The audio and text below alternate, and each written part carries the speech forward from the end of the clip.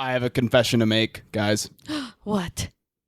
This is the Disness, and we are talking about Confessions of a Teenage Drama Queen this week on the show. My name is Jordan Bass. Thank you for joining us once again for another round through the Disney Vault. It's easy to get lost in here.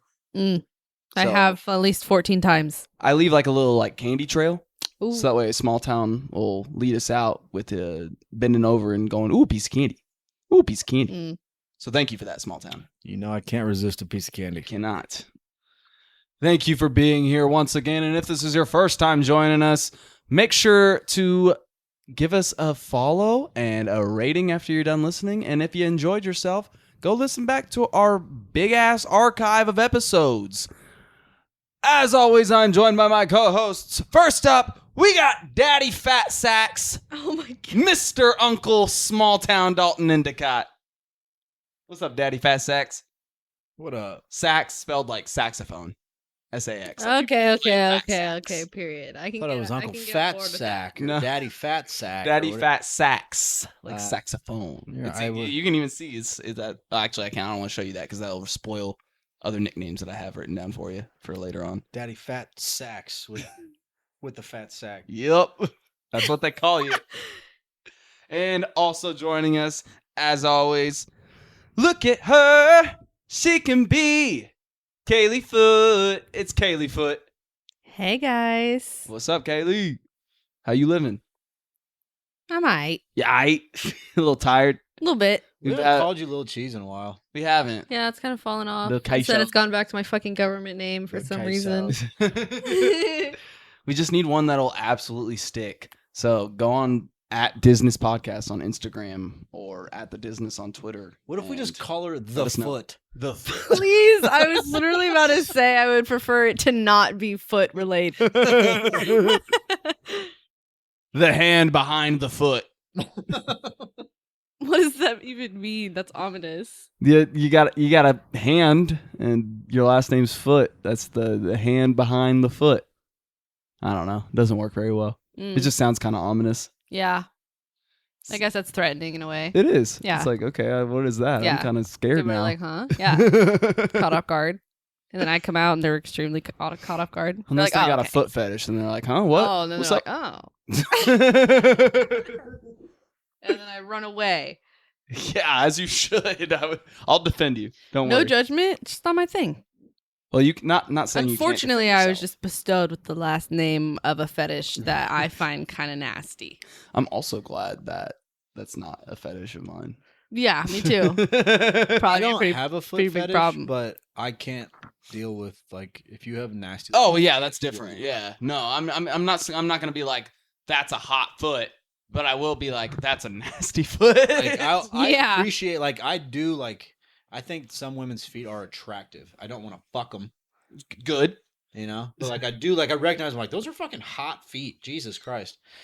But I don't even be you looking. got some busted ass. I have a really weird thing. I've been like that my whole life. Yeah. Where like I look at people's shoes immediately because you can tell so much from people from their shoes. That's true. And then if there's toes, I'm like, I gotta fucking just see. What you're And if there's shoes over the toes, you're asking them to take them shoes off. take them off. Take them off. Mhm. I don't care. Oh, if socks I am too, the please. fucking cashier at Hy-Vee. Take them toes out. Put them on the conveyor belt. Oh my God. Right next to your bag of grapes. I do feel embarrassed whenever I'm like let's say like at the doctor's, you know.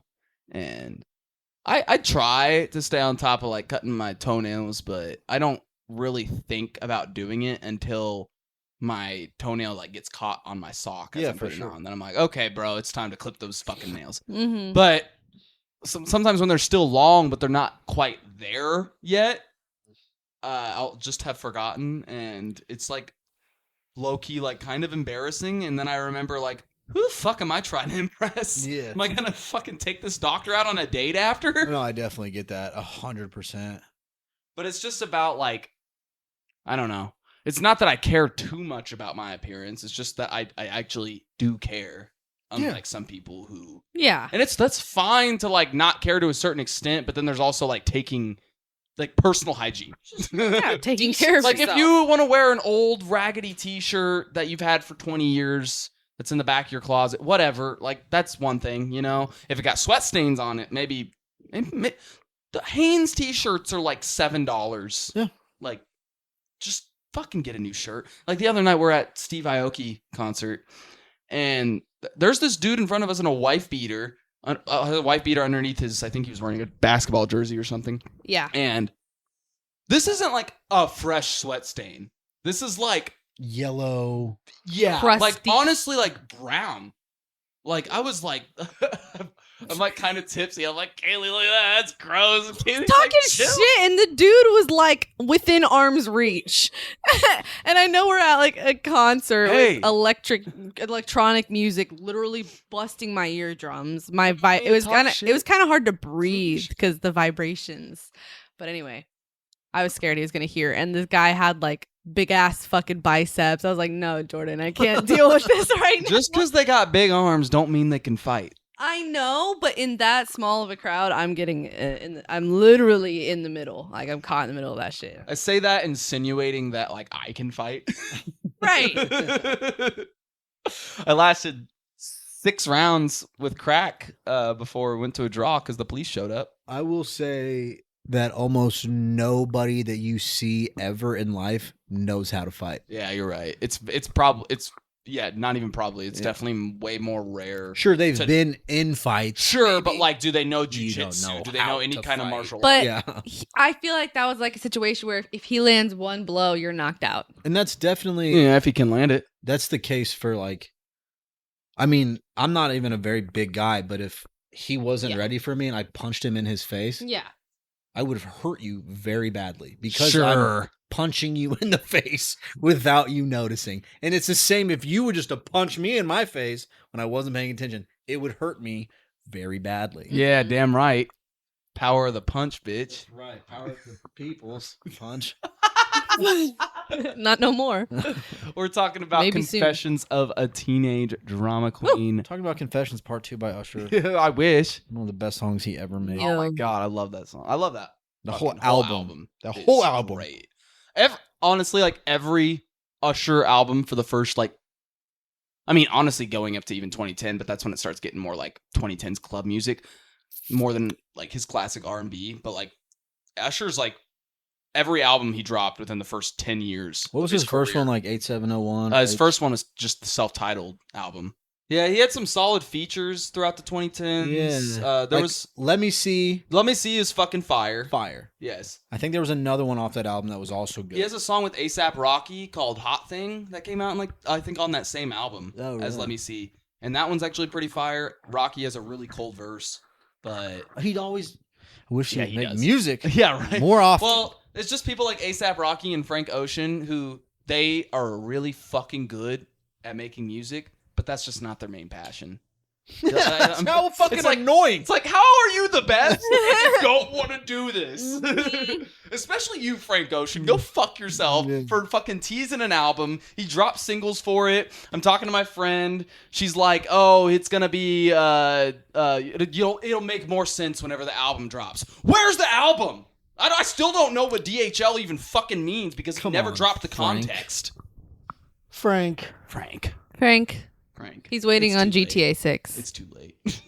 Yeah, he's in a competition with GTA. That's actually that would be kind of fucking fun marketing for someone like that. Like, I'll drop my shit whenever they drop Yeah. theirs. Yeah. Like, That puts all even the more top- pressure on Rockstar. yeah, all the top. Okay, I was gonna say, you need to send the Cardi fans after them. Yes. Oh, yeah. Say, because, like, dude, Rockstar's going to make Billions. $100 billion off this fucking game. Mm-hmm. They could wait to drop it until 2037 and they would make billions of dollars. Yeah. They could have dropped it half finished and they would have made $1 billion. I would have bought it. I've been waiting Yeah. for this shit. That's the whole thing is I really appreciate how much fucking effort is going into this, but at the same fucking time, At what cost? It's probably about $80 whenever it comes out. yeah, Honestly? 120 for the It collectors. actually, Yeah. it's probably something close to that. Oh, It for will be sure. if you're getting DLC and like the full game, like and all the bonus and everything, like a bare minimum 120. Yeah. Which is I mean, bananas. Kaylee literally spent $100 on the Red Dead Red Dead Redemption with all the bonuses and DLC and everything, and that was fucking like 5 years after it came out. So I can only imagine how crazy this is gonna be. But am I gonna buy it on day one? Absolutely. Day one is crazy. I've been waiting for this for years. Are you kidding? Valid. Plus, I got into the GTA game late, so I don't want to say that makes me more antsy for it, but I didn't get to experience all of the. I still have never played all the classic ones on like PS2 and whatnot, you know. Mhm. So all I've ever really gotten is GTA 5. So I'm ready to play Another new one. map, a new story, new Yeah. characters. Yeah, that's And valid. also, like, yeah, it'd still be fun to go back and play those retro GTAs, but like they're not on the same level at all in terms of graphics or gameplay or anything. Yeah, as that's the GTA problem 5. with like drastically improving every single version of your game is that nobody's gonna want to go back and play the old ones when the new I one think comes a lot out. of people do like San Andreas. San I'm pretty sure Andreas, has Vice City. yeah. They're like. Well, and they got remastered too, I think, because Oh, they well- look a little bit better. And okay, well then that helps a Right. lot. I would like to play those. I just haven't dropped the money on that. Period. Speaking of video games, though, we're not talking about them. We're talking about a Lindsay Lohan movie, That was funny. and is this the first time on the Disness that we're talking about a Lindsay Lohan movie? I think because we talked about the original Freaky Friday, but we haven't talked Right. about Jamie Lee Curtis, and which, by the way, by the time of this dropping, I think the sequel will have been out already or is about to release or whatever, you know. See, So that's pretty cool. I think Kind of this topical then month. that this is dropping in the same year that came out then. Yeah. All right, look at us. If only being a the little fire topical. didn't happen, we would have been a Yeah. little more on time. Yeah, for those that don't know, yeah, we had that fire, but we're doing better now, by the way. I Yeah, we had don't that know if we've fire. ever gotten our apartment fire. Our apartment burned down. I don't know how many, like if you're a new listener, you might not know that, but I don't think we've given like an official like update other than like, hey, this happened to us. But we are doing much better now and we're in a new spot and we're getting comfortable and the cats, excuse me, your beloved Disney cats are also comfortable here as well. So Mhm. yay. With that, we're drinking a drink this week themed after the film. This was kind of a difficult one to theme a drink after, but I did see Stu at the party grab a blue beverage off of a tray. So I was like, all right, blue it is. And what better way to make a drink blue than adding what to it, small town? It's tough because you could just be. I'm just gonna add some fucking food coloring, Sure. you know. But like here at the Disness, we like to do blue carousel.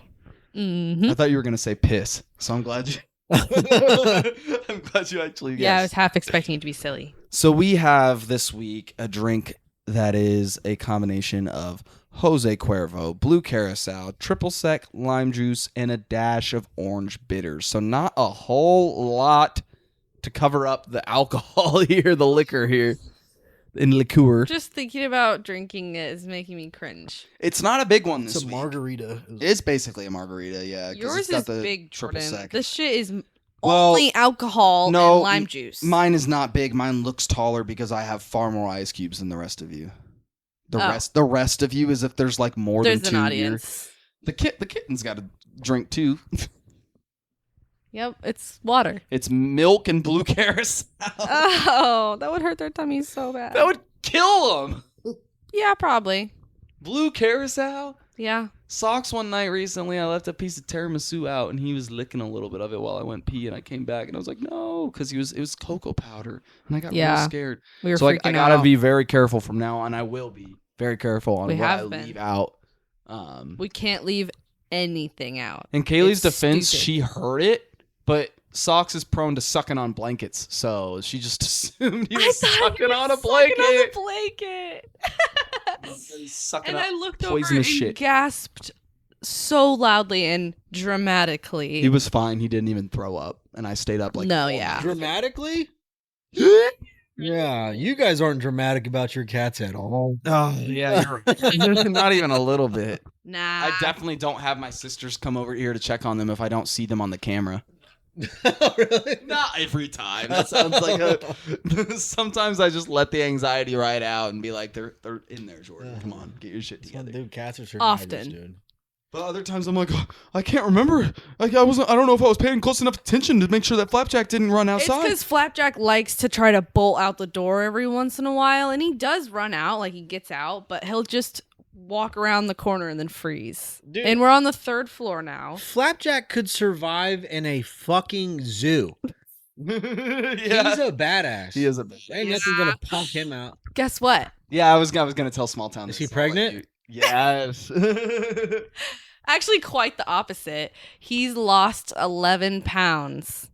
Wow. My boy is down to 14 pounds. Well, since the last Perfect vet weight. visit, he's lost 4 pounds. He didn't lose 11 pounds in the course He- of the last 6 yeah, the months. most he's weighed was 25 pounds. That's a big ass cat. Yeah, He's but down he to is a big ass 14. cat. He is a but he big was ass getting cat. slightly rotund, and the vet bullied me, and so we put him on a diet, and now he's 14. This proves That's that bullying crazy. works.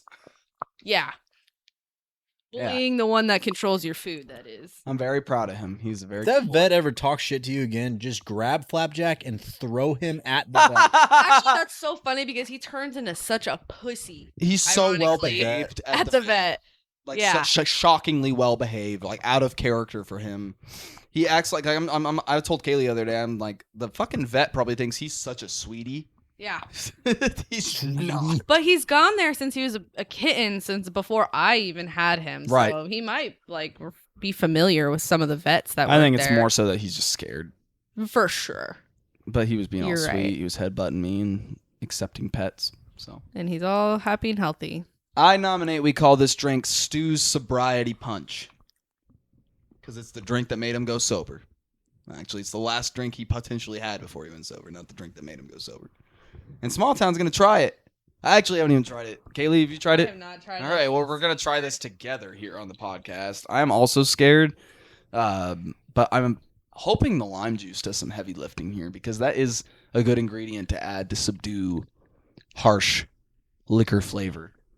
Small Town's not making a very happy face. What do you think, my friend? I think you put too much bitters in it. Yeah, did I? Yeah. I only put a dash. I think it's too much. It's too bittery. Yeah. You think so too, Kaylee? Yeah. It tastes like an orange peel.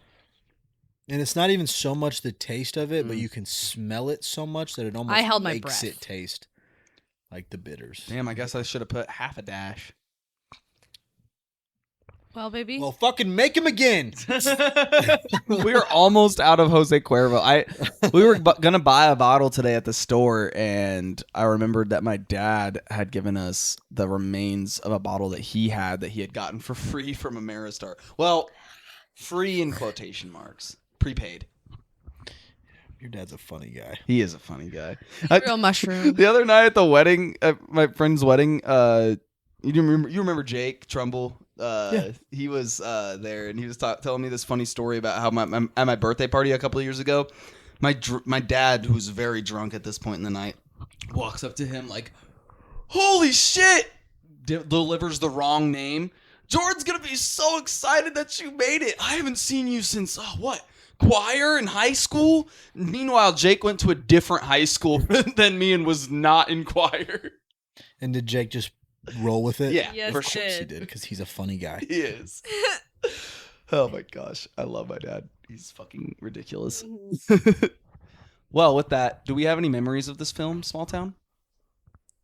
Fuck no. Fuck no. You didn't even know it existed? No. All right. Kaylee. Nope. I knew it existed. I'd seen the cover. I think my mom might have actually owned this movie, but I just never watched it because she had a lot of other movies that I enjoyed.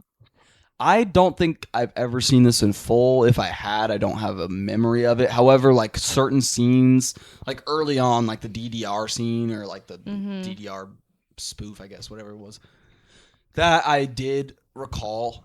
And it was familiar to me, and there was a few other aspects of this film that were familiar to me. The most familiar I was with something from this film was the Drama Queen That Girl song, because I remember that playing on Disney Channel, and I feel like it was on maybe like a soundtrack I had, or maybe I just remember hearing it on Radio Disney, or I just remember being exposed to that song as a kid. It wasn't something that necessarily stuck around for a while, but that melody, like the hook, that girl was like, I've heard that. I also think they may have played it at that Disney throwback night that we went to a couple of years ago. Oh, yeah. So that might be something too. Yeah. Because for people that are a fan of this movie or like grew up on this, yeah, I know. I'm fucking, yeah, Kaylee, take a fucking video of this. For people who grew up on that movie, like, Hurry up! This is This super is painful very- for me. because Kaylee's sick. I stuck my arm in between my leg, and it's like my hand's like touching my foot. I don't know why I do things like this. You're all 'Cause you're fucking- flexible. You're spindly. That's what Who you're just sits like this though? Like, what is like this? half rubber. It's fucking nuts. I'm a freaking like monkey. Yeah. Yeah. Or Gumby. One of the two. Gumby. There's that. I'm sorry that for you Confessions of a Teenage Drama Queen super fans out there, that we didn't have any long drawn out, or not even drawn out, but just elongated history with this film. But That's not super uncommon, and it will continue to not be Right. super uncommon. I've watched it twice now, though, so I'm catching up. Yeah. Probably won't watch it again. At least not anytime soon. I don't see a world where I would revisit this, but No. not in like a this fucking sucked kind of way, because I have my opinions, and we'll get there. Yeah. So make sure to stay tuned to hear those opinions. But until then, we're getting into our next segment here on the Disness. Ba-da-ba-da-ba-ba. Kaylee time. It's the boys are gonna shut up for 10 seconds time. The boys are back in town. Wasn't even. So that's so funny. I typed out the title wrong. What'd you type? The boys are back in town. I said, why did I do this? I don't think I did this throughout the rest of these, whatever. The life of a teenage drama queen. Yep. I mean, Close. basically. Close. Close. So this life was Yeah, I'll take one. released on Friday, February the 20th of 2004. Bush, got it. Don't worry. 04. Ah, shit. That's kind of fucked up. Jordan's not even here. Jordan's What yelling month in the was it? kitchen now. What month? February. Okay. Which, actually, never mind. So the runtime, 85 minutes. Pretty quick. Like, Mhm. went by, It's rated PG. I'm going to start including that now because I'm curious about these. So it made the PG cusp somehow. Thank you. That day, this movie is a Pisces. To all my Pisces is out there. Are you a Pisces is. No, but my grandma was. Aw. Shout out Grandma Karen. Mm-hmm. Small town already got the fucking president. Jordan, Boo. can you guess the number one song? No Yeah, one's by so- Usher. That's a good guess. Oh, Is but it R&B? yes. Is it a female or a male? It's males. Males. It's R&B in 2004. I don't know. I don't think I'm gonna get No, no, this. no. Yeah, it's, We're not gonna fucking just skip past. I it. was We gotta just gonna. figure it out. I was gonna give a small hint. Is it like A small hint is for it small town? R&B or is it rap? Yeah, that's a good question because there's Probably rap. Is it Actually, the Yin Yang Twins? no. Okay. Well, I mean, that's 2004. That's gotta be. I really don't know. It's three people, and it's like three random people, I was in my gonna guess opinion, to Outkast, but feature that- together. no. Like I Oh. don't think. It's a collab. Yeah. Okay, Okay. I don't know. Try to at least guess one. Fat Joe. No. They're two of the three. Three of the three I think are quite popular. Lil Jon. No. And it's not Usher, Ludacris, and Lil Jon? Yeah, are you sure? No, but it's like a different version. It's like a Those different. three. Is it Lil Wayne? No. That's a little early. For No it. Lils. He was- We've gotten too many no's at this point. What is it? Kanye. Okay, hold on. Kanye, Twista, and Jamie Foxx. Yes. Hey. What's the song? Slow Jams. Yes. Oh shit! Okay. Good job. Fuck yeah! I Proud love of you. Jamie Foxx. I love Twista. Yeah, I listened to it and it was like somewhat familiar, but I'm not. It was yeah. That I mean, song clearly it was a popular song. Fucking Yeah. banger. It was It is. good. I was hella vibing. And Twista went crazy on. Twista does go crazy. That's his thing. Yeah, that makes sense. Oh, I took a drink of that forgetting what it was. It looks good. It's beautiful and it looks like it'd be yummy. And it's just punching. It doesn't taste that. No, It's it not. doesn't. It's just really sour, and I wasn't expecting it. This Okay. is one that if it gets into the worst drink tournament, It's gonna be if you knocked mark, out early. if you think so, If you I do would less say bitters, if you knock down the bitters a little bit, I guess might be really good. I guess it would go further. I'm tripping. Yeah, because we eliminate the worst drinks yeah. and we pick the best of the worst. So yeah, it. You forgot your I own could see- tournament's rules. I'm kidding. I was just getting them mixed up. Hold on now. Fair. God, thank God we don't do worst of the worst. That'd be awful. That would be terrible. That's No. just be fucking stupid because then we'd have to keep drinking back. No, yeah, Yes. fuck that. I'm sure there'd be entertainment value to be had there. True. That's something. That's got to be a Good video Mythical thing. Morning. That would be a Yeah. video thing, yes. Number one movie. You guys can get it. 2004. Yeah, The Incredibles. No. Is it an animated movie? No. It's not. Is it a comedy? Yes. I now pronounce you Old Chuck and Larry. I think that was the next year. No. Is it old Is school? it? It's an Adam Sandler. Yes. Oh, it is Adam Sandler. A Waterboy. No. Waterboy's 90. It's one of actually. Is that- My favorites of Adam Sandler's. Longest Yard? No, Longest Yard was 05, I think, No, it's not. Yeah. I thought. or 06. Big Daddy? I don't fucking. What? It's one of those like. Happy Gilmore. No. That's what- like, That's these are all too late. 90s. That's Yeah, I'm naming all the 90s Sandler movies. Is it 8 Days of Christmas? What the fuck was that one? And called? Click was a couple of years after this. Oh, 50 First Dates. Yes. Yeah, that came out in Good It job. wasn't animated. I don't know why I guessed what I just guessed. I was starting to think there that you guys weren't gonna get it. No, I just took 50 this First again. Dates, I yeah. was thinking like That's a blatant good one. comedies, and that's obviously more of a rom com. It is a rom com, but it's so funny. So this era, no iPhones yet. James Charles just won a Grammy. James Charles. Did you say James Charles? Excuse Was me? it Ray? Ray Charles? I know those two are easy to confuse. I don't even know why it said that. I guess I saw Jams. This font is not for my eyeballs. Classic. It's a classic mix-up. Oh fuck. Okay. Oh, Jesus. Music's Christ. popping because of, 'Cause of R&B James Charles. basically. James Charles. James Charles Thank and you. Twister were carrying music at 04. Shaq and Kobe were top in the league. I don't even need to say what league. Shrek 2 Yeah, we Shaq also and came out this year. Nice. Great one. I love Shrek 2. Mm-hmm. You can go read my Letterbox review. Yeah. Jordan Bass on Letterbox. Set aside about 10 minutes of your time. Ugg boots are popular. Facebook was born this month. Boo. Yeah. Yeah, fuck Facebook. Was it called Facebook yet? I think so. Wasn't it? Hasn't it always been called Facebook? No, at one point it was like Friendster or maybe I'm tripping. No, Footbook for foot fetishes. Yeah.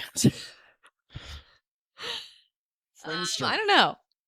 I might be tripping, but I thought it might be Friendster. I don't know. I'll look it up while Kaylee continues.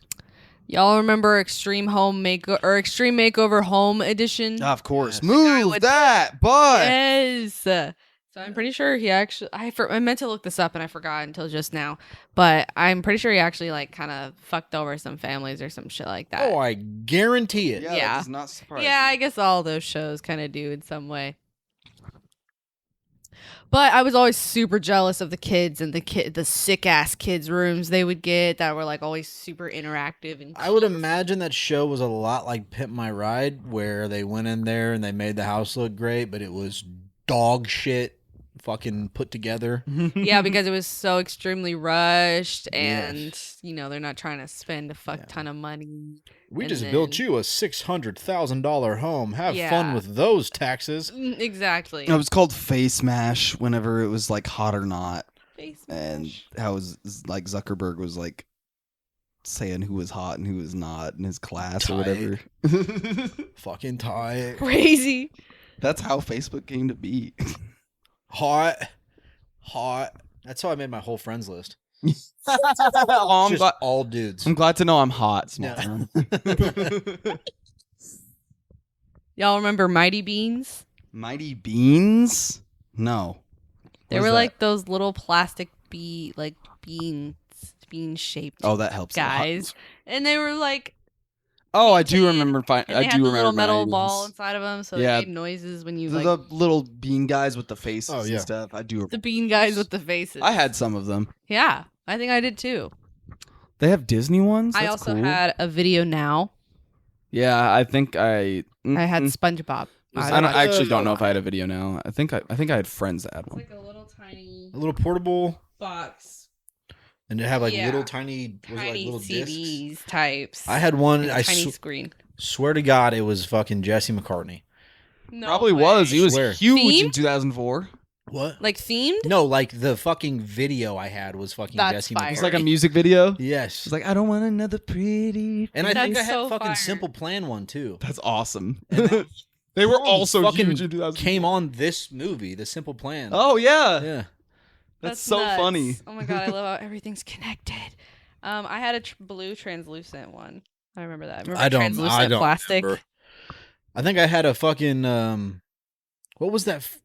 Was it a Zune? Yeah, Zune is what they were called. I'm pretty sure they were like an one of MP3 those. player. I don't know when that was. Probably not 04, probably a little bit later. I think it was possibly a little bit later, but yeah, I do remember those. I never had one.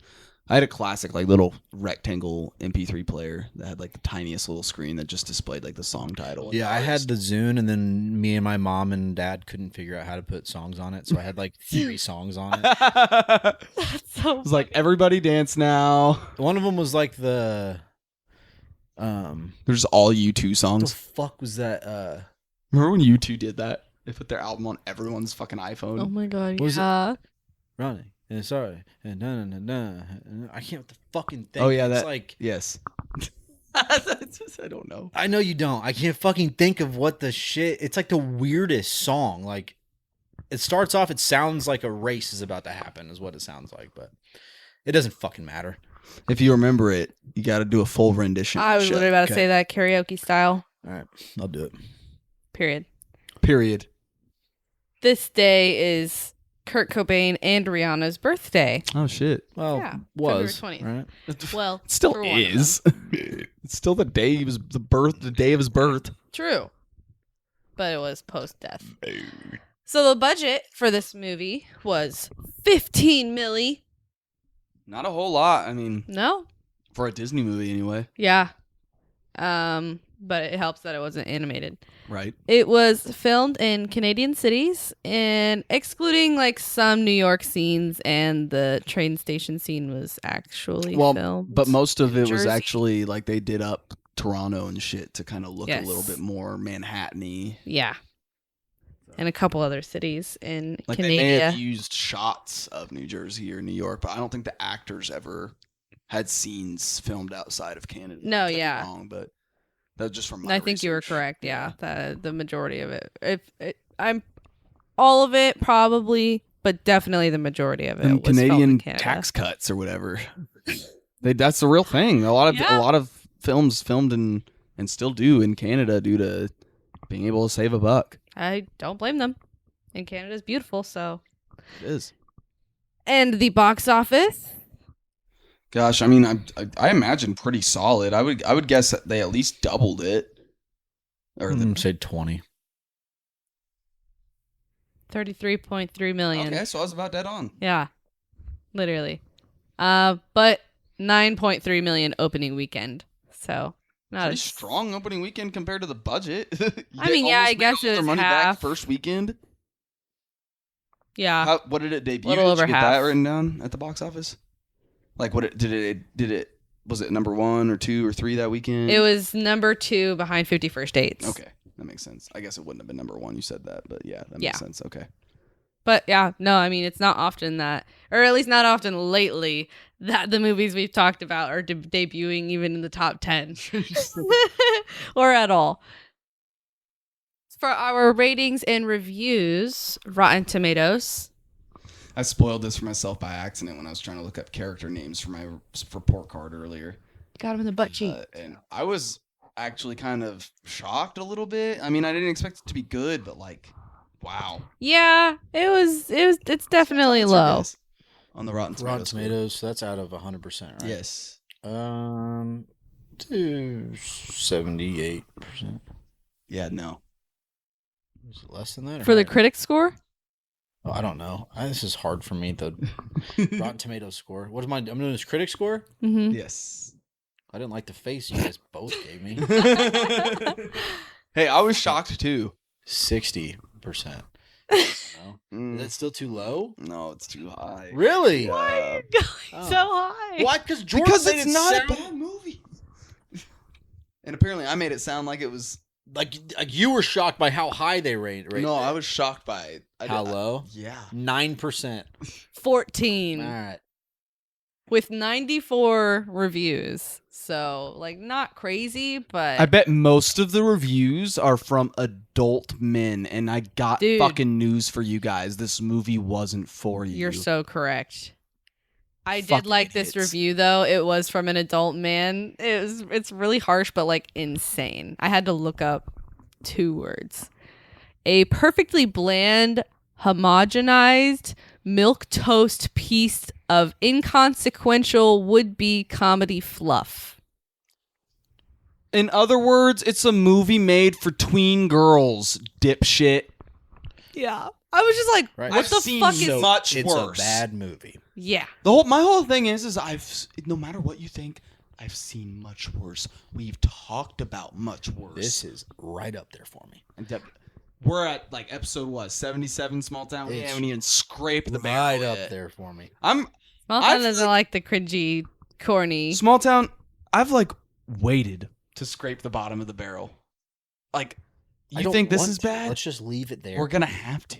leave it And Can you it's make it the gonna last movies we ever As do? much as you hate watching these, it's like my favorite weeks whenever we talk about a movie that I know you're gonna fucking hate. Because when it's The Lion King, it's just all of us sitting around like, "Yeah, it was fucking good." I mean, I don't want to give it a perfect score, but I also can't think of any critiques for it, you know? Then when we talk about fucking frenemies, we all get to fucking bash it the whole time. And that's Yeah, it'd fun. be I silly. literally had the thought watching this movie, I would rather watch Frenemies. Would you rather watch The Castaway God. Cowboy? Yes. I would honestly, That's crazy. not more than this movie, because I'll save my opinions for later. I would rather watch the scene from The Castaway Cowboy of them taking the cows to the boat on repeat for the duration of Frenemies than watch Frenemies. I would watch Frenemies. I know. Well, you love that movie. Love is strong. Well, yeah, you had an attachment to it. Yeah. Love is strong. I love you. And I love you, love Small you. Town. I love you. Hell yeah. The love audience- is strong on the Disness. Sorry. It is. Always. Every day. The audience gave it a 35%. It's still so low. Still very low with 250,000 plus Damn. ratings. Yeah.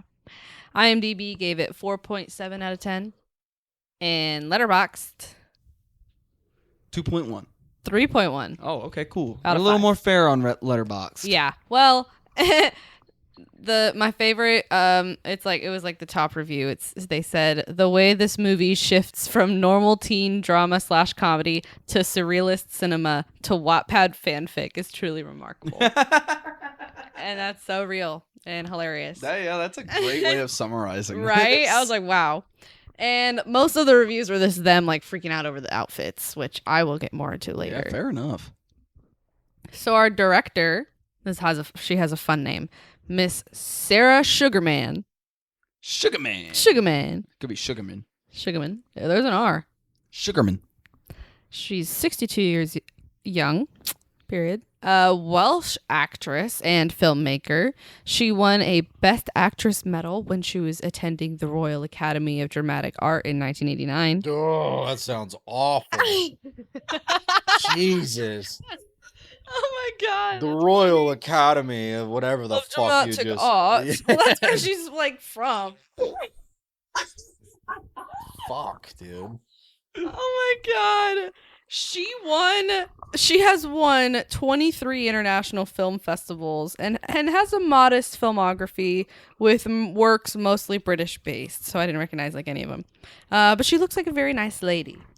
I think we should watch one of her other movies and see. because I'm curious. Like she did this, like kind of like spoof of a American teenage coming of age story, and then other things she's done like serious British productions. Yeah, that's that's kinda true. cool. Yeah, we'll have to check her out. 'Cause Yeah. I'm pretty sure she has some like. I mean, she's won all these awards, so. Awards, schmawards. Am I right, small town? Stole the words right out of my. Moving on into our cast here, we have Mary, Sepp. Yeah, because they kept. No Did you notice how T. some people kept saying like step? Yes. It's like I was reading the subtitles and I'm like, are they getting it wrong on the subtitles? And then I looked it up and I was like, no. Why the fuck did people add in the unnecessary T and no one corrected them? Because the budget was $15 million. They said we're not reshooting shit. That's so facts. They said first takes only. Oh my god. So, are we gonna decide to call her Lola? Because Yeah, that's what she wants to be called. Yeah. Okay. You gonna dead name her? Nice one. Just small making town. sure. Them bushlight burps. You're welcome. So Lola is Lindsay Lohan. If y'all didn't know already, 38 years young. I did not know that actually, but it makes sense. She's an actress, singer, producer, and a businesswoman that most know Snaps. by name. Like, if you don't know who Lindsay Lohan is, you probably didn't live in America. She signed to Ford Models at 3 years old. Holy fuck. That's insane and makes me kind of sad for her. Yeah. She was a regular on the soap opera called Another World at 10 years old. A regular on a soap opera at 10 years old? Yeah. Yeah. Bet you can't guess what happened to her later in life. And her breakthrough was The Parent Trap. Yeah. Cool enough. I watched that movie like religiously as a kid. We loved that movie. It That's was adorable. like a comfort film for us. Yeah. I'm love it. Dennis Quaid, baby. Disney's Quaiddy. legend. I can't wait till we do that one. She was a little Disney star for a sec. Her other words besides this and The Parent Trap were with them include Freaky Friday, of course. Herbie Fully Loaded. Yup. I loved that It's movie. fucking spiritual successor, I guess, to the Don Knotts. Because Mhm. it's not, obviously, this is. Well, Don Knotts, I think, might have actually still technically been alive, possibly, when that came out. That came out in 05, maybe, or 06. I don't remember. And Don Knotts He died died in in 06. 06. Yeah. So, I'm going to look that up real quick. And then, as we already 05. Sorry. Okay, period. As we previously talked about, Freakier Friday, which is coming out this year, Or may already be. or has came out this year. And then she was also in Life Size and Get a Clue. I So, like- remember Life Size is also a favorite of mine. From we tried to talk about that on the show already, but I'm gonna have to hunt down a DVD copy of it because it's not available anywhere for streaming. now. I don't know if it'll ever be. Fuck. Hey, it might be with the promotion for this. Doubtful. Disney just fucking doesn't fucking. I would have thought they'd release Buzz Lightyear Star Command on Disney Plus whenever Lightyear came out, but they didn't. Real. So All right. I just wouldn't get my hopes up. Right. Well, Lindsay's been in a shit ton of stuff, including a bunch of commercials, like a lot of commercials. So that's cool. She's had her struggles for sure, and she's made a lot of questionable decisions, but there's no denying that she was that girl in the 2000s teen movies. Girl. I'm happy to say that she seems to be doing pretty well now. She's been living in Dubai since 2014. Oh wow. She's living with her husband and her son that they had recently. Well, good for her. Yeah. And yeah, no, I have seen like some stuff that like she looks better. So like, much better, yeah. Yeah, no, so good for her, man. She looks like completely different, to be honest. I'm glad Like she her made it picture on her through that shit. Wikipedia, I was like, who? Because But she I'm dealt happy with for some her. fucked up bullshit. Oh She's yeah, also 38 now. Like, she's just grown up. right. And like that's just a I'm just story glad she you gets to see live her far life. too often with child actors and actresses, especially. You don't see a whole lot that never had a spell of like fucked up shit. Because like look at like someone like Macaulay Culkin. Like he's doing great now, but didn't he have a spell Demi with, like, drugs Lovato shit? and Miley I don't really Cyrus. know with Macaulay Culkin because I don't know if it was ever like a drug thing Or if he was just like kind of wacko for a little He just bit. kind of like lost his mind. Yeah. A bit is what it felt like. Sorry, wacko might be a little bit too harsh of a term. He might tell you that. True. No wacko. You know. Yeah, that's a good point. True. But I just like seeing people who were maybe dealt a bad hand. Like they had the talent for the acting, but maybe they shouldn't have been forced into that. There's no maybe. They shouldn't have been forced into Mm-hmm. that much spotlight at such a young age. And to see these people, like, not all of them make it out the mud. So the ones that did, like, make it through their rough patches, like, that's fucking awesome. Yeah. I'm just happy to see 100%. them be able to live their lives. 100%. And that's to anybody that's made it out, not Yes. just child actors. Right. Yeah. No. True. Yeah. Not even just child actors, but yeah. We were just on the topic of that. But yeah, you're right. You know, Yeah. just in general, if you fucking Yeah, small town. Everybody clap for small town. in a small town, What? just Nothing. being a good guy. Just made it out You're the just mud. a great guy, dude. Moving on, we have Ella, bestie Ella Gerard. I recognized her. Yes. She looks kind of like the chick from that show about heaven, The Good Place. She kind of looks like Kristen Bell. She kind of. I'm pretty sure- She kind of reminds me. Isn't of that her. Amy Poehler? No, it's Kristen. Is it Bell. Kristen Bell? Amy Poehler was on Parks and Rec. Parks and Rec. Yeah, you're right. You're right. Fuck two girls that look like Tina Fey and Amy Poehler. I don't necessarily agree with you, Jordy, but Well, just kind of resembled her to me. it's yeah. Allison Pill. She's 39 years old, and she's a Canadian actress that also began young, 12 years old exactly. And she was basically a Broadway regular since 2003. She has a wide variety of content for her movie and TVs that I recognize. Scott Pilgrim. Oh, really? She's Kim, I don't remember that character. It's been a few years since. the friend that's like Never- super stoic. I've never seen that movie. What? I thought that was the friend that was super stoic. I thought was what's her name? Not the main girl, not the girl from Sky High. No, I was thinking of is it Aubrey Plaza I don't think Aubrey Plaza's in or I don't know who is it? I don't. Hold on. it. Are you talking about the chick that got beef with Scott? No, Okay, because that's I think the it's- chick that's like Scott's friend and bandmate or whatever. Okay. Oh, gotcha.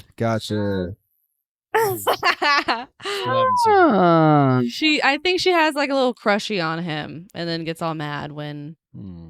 Yeah, Aubrey Plaza is in that movie. Stop gaslighting me. I'm sorry. What does she play? Funny enough, so is Kieran Culkin, Who the fuck is that? Macaulay's brother. Nice. You don't know Kyrian? No. He's a good guy. All three. Cool. There's 3 Culkin brothers that are actors, right? Is there another Culkin? There's multiple Culkin. Rory Culkin. I don't know about Rory, He- but I do know about Allison. Yeah. She was also in the like main role of the season of American Horror Story Cult, which I also watched, and her only other Disney role, The Other Me. No way. She was in that movie. Was she a sister? Yes. Okay, shit. Good job. And she's still going strong. She's got stuff going out. She'd be doing some voice acting, doing all that. So we'll probably see her again. Nice. And then we have Sam. Sam is Eli Marienthal. Oh, fun. Fun name. Okay. 39 years old as well. Sounds like a soup. You're kind of right. But he is a former actor known for his voice role as fucking Hogarth in The Iron Giant. Oh, shit. Which one's that? The one with the Iron I Giant. know what the fuck Iron Giant is. And Vin Diesel voiced him. All right. Is it Hogarth the main kid? Yeah. Oh, is it? Hogarth Hughes. Okay. Just sounds like an old person. Or one of the robots. Hogarth, like yeah. Hogarth. Hogarth. But now I feel like I can hear the American Giant. The American Giant. The American Giant. The Iron Giant isn't American enough. He's great. He's the best giant. Some would say the biggest giant. Someone say the most American giant. Most Someone metal, say the Jolly Green Giant. American made. So Eli's filmography isn't long at all, but the things he's done are pretty lit, including Jack Frost, That's the scary snowman movie. the Michael Keaton Jack Frost. Is that the one where the dad dies and comes back? Yeah, in? Michael Yeah. Keaton dies and he's a snowman. Yeah. That movie's so fucking bad. It's so bad that it's good. No, it's not. Yeah. Don't listen to Kaylee. It's not. He was also in American Pie, both of them. nice. No shit. He was, I believe, the brother of the main guy or something. Both of them like isn't that. like the original two because there's been a lot of American Pies. I don't know. I think it just said American Pie 2. All right. I mean, that would have been roughly this exact same time. Yeah, you're right. American Pie came out in like Early 2000s, 2000s, yeah. 2001. And then he was also in The Country Bears. So No shit? we'll be talking about him again. Fuck yeah. I love Country Bears. I've never seen it. Oh, yeah, we watched it together. Did we watch it? Early in our relationship. Oh, yes. okay. Speaking of bears, you see that there was 2 sightings of a black bear in Grandview. What? No way. There's pictures of it and everything. That's horrifying. yeah. Like, Coach, they're- watch out. They're pretty fucking, like, they don't really want to fuck with you. Right. The thing is, like, if their cubs are around, they'll kill you. Yeah. Other than that, they'll run away. They don't want to fight you. Right. It was a grizzly bear. Yikes. They'll eat you. God. They'll eat your ass first. I saw a video the other day of these kids playing outside, and there was like a mom and a grandma, and I think it was a black bear walks onto their property, and they live in like what looks like a neighborhood, like Yeah. not just like the middle of nowhere. And little homie go bear, and he runs and like he doesn't scream it, he goes bear, and he immediately darts off. That kid's got killer survival instincts. Yeah, for sure. They've like- trained through this. Well, they're like black bear. I think like because they'll come into cities and shit, and like I think they're like almost like gigantic raccoons. Like Yeah. they'll just go through your trash and eat your shit. Like And grizzly they're just bears. like, what's wrong? Grizzlies are out in the woods. Like they don't. Right. They'll eat fucking deer and shit. Sure. Which I'm sure a black bear will too if it can. But they're scavengers mostly, herbivores and omnivores. I love raccoons, by the way. My grandparents have had a raccoon in their basement for roughly 3 months. No way. Swear to fucking God. Are they feeding it? No! Huh? No, get the fuck out of their basement. That's what the fuck. They have a dog that could get really hurt by the raccoon. That's Like, fair. raccoons are not nice. They're very cute, and I wish that I could have But one. they got claws and teeth, yes. and they're Like, vicious. so, my grandpa had told me about it. It was one of the only times I've ever heard him say fuck, ever. Yeah, yo, look, like fat ass grandpa. Yeah, yeah. Wait. It's actually shocking. He said, I heard something downstairs, so I went down there and I opened the door real quick. And there was me. I saw the raccoon saw me. We both just went, ah! And we both fucking ran off. He said, I ran upstairs saying, Cindy, it's a fucking raccoon. There's a fucking raccoon. And so he tells me that story. And then me and Malia ended up staying at their house for like 2 weeks because they were out of town for a while. And you chilled with the raccoon. No. But like that story was told to me like close to a month before that. Never heard shit about it since. Oh, so you assumed it was probably gone. I assumed so.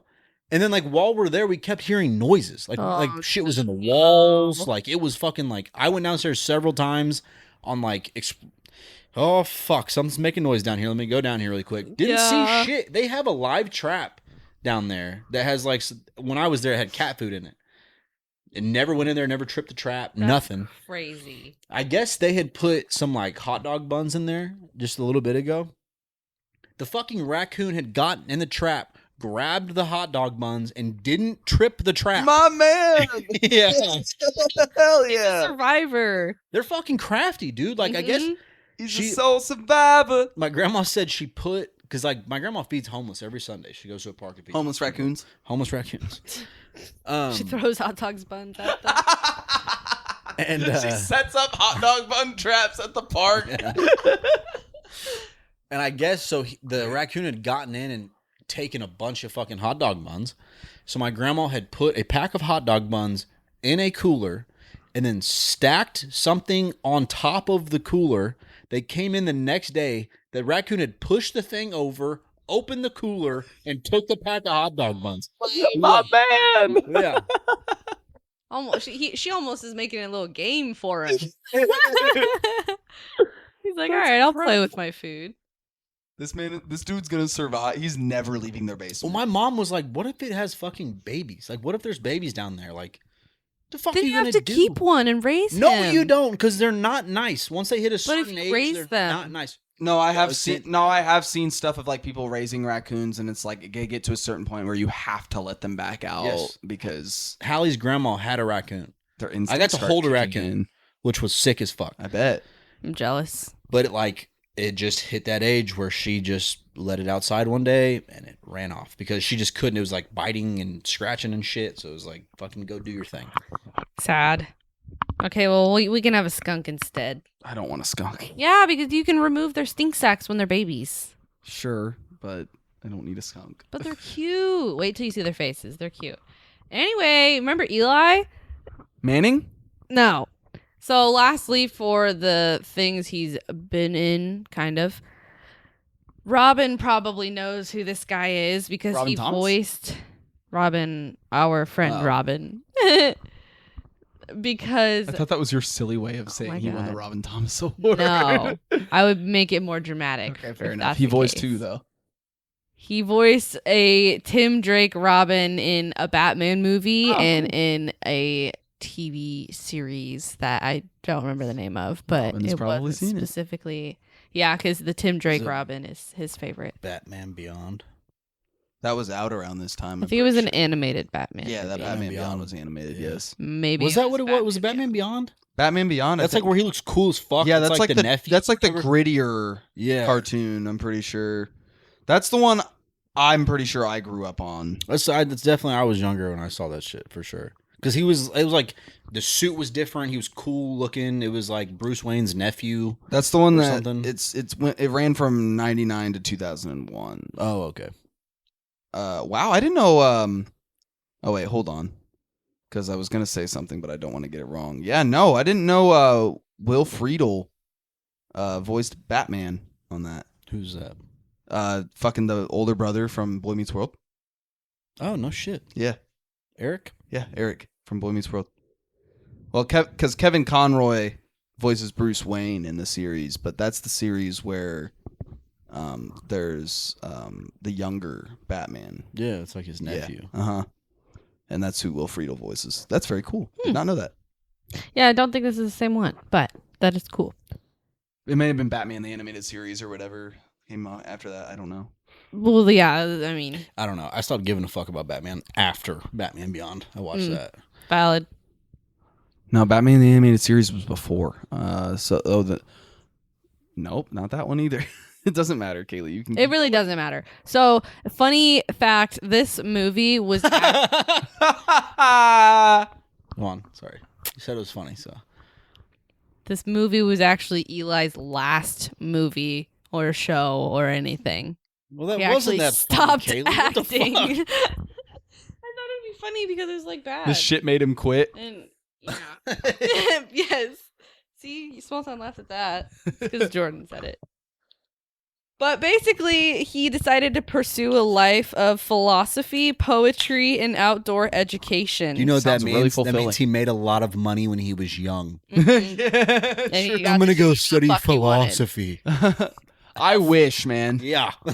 He does have like some pretty impressive degrees, and he co-founded a nonprofit called Back to Earth, and has an article written about how cute and hot he still is. So I think he's doing good. I'm sure he's Cute and great, hot. He still but is. you can't focus your life on philosophy and outdoor learning unless your life is stress-free completely. Like, I could never study philosophy. I go to work and I fucking build cars. I think he's like the philosopher. He just be posted like super like uplifting and shit, and like he meditates like 3 times a day or something like Oh, that. I would never be friends with him.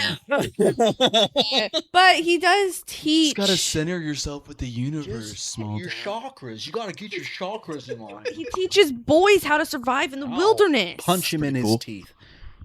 No, in all I won't. honesty, that does sound really fulfilling. Like, Yes. wish- I'm sure it'd be fantastic. Yeah.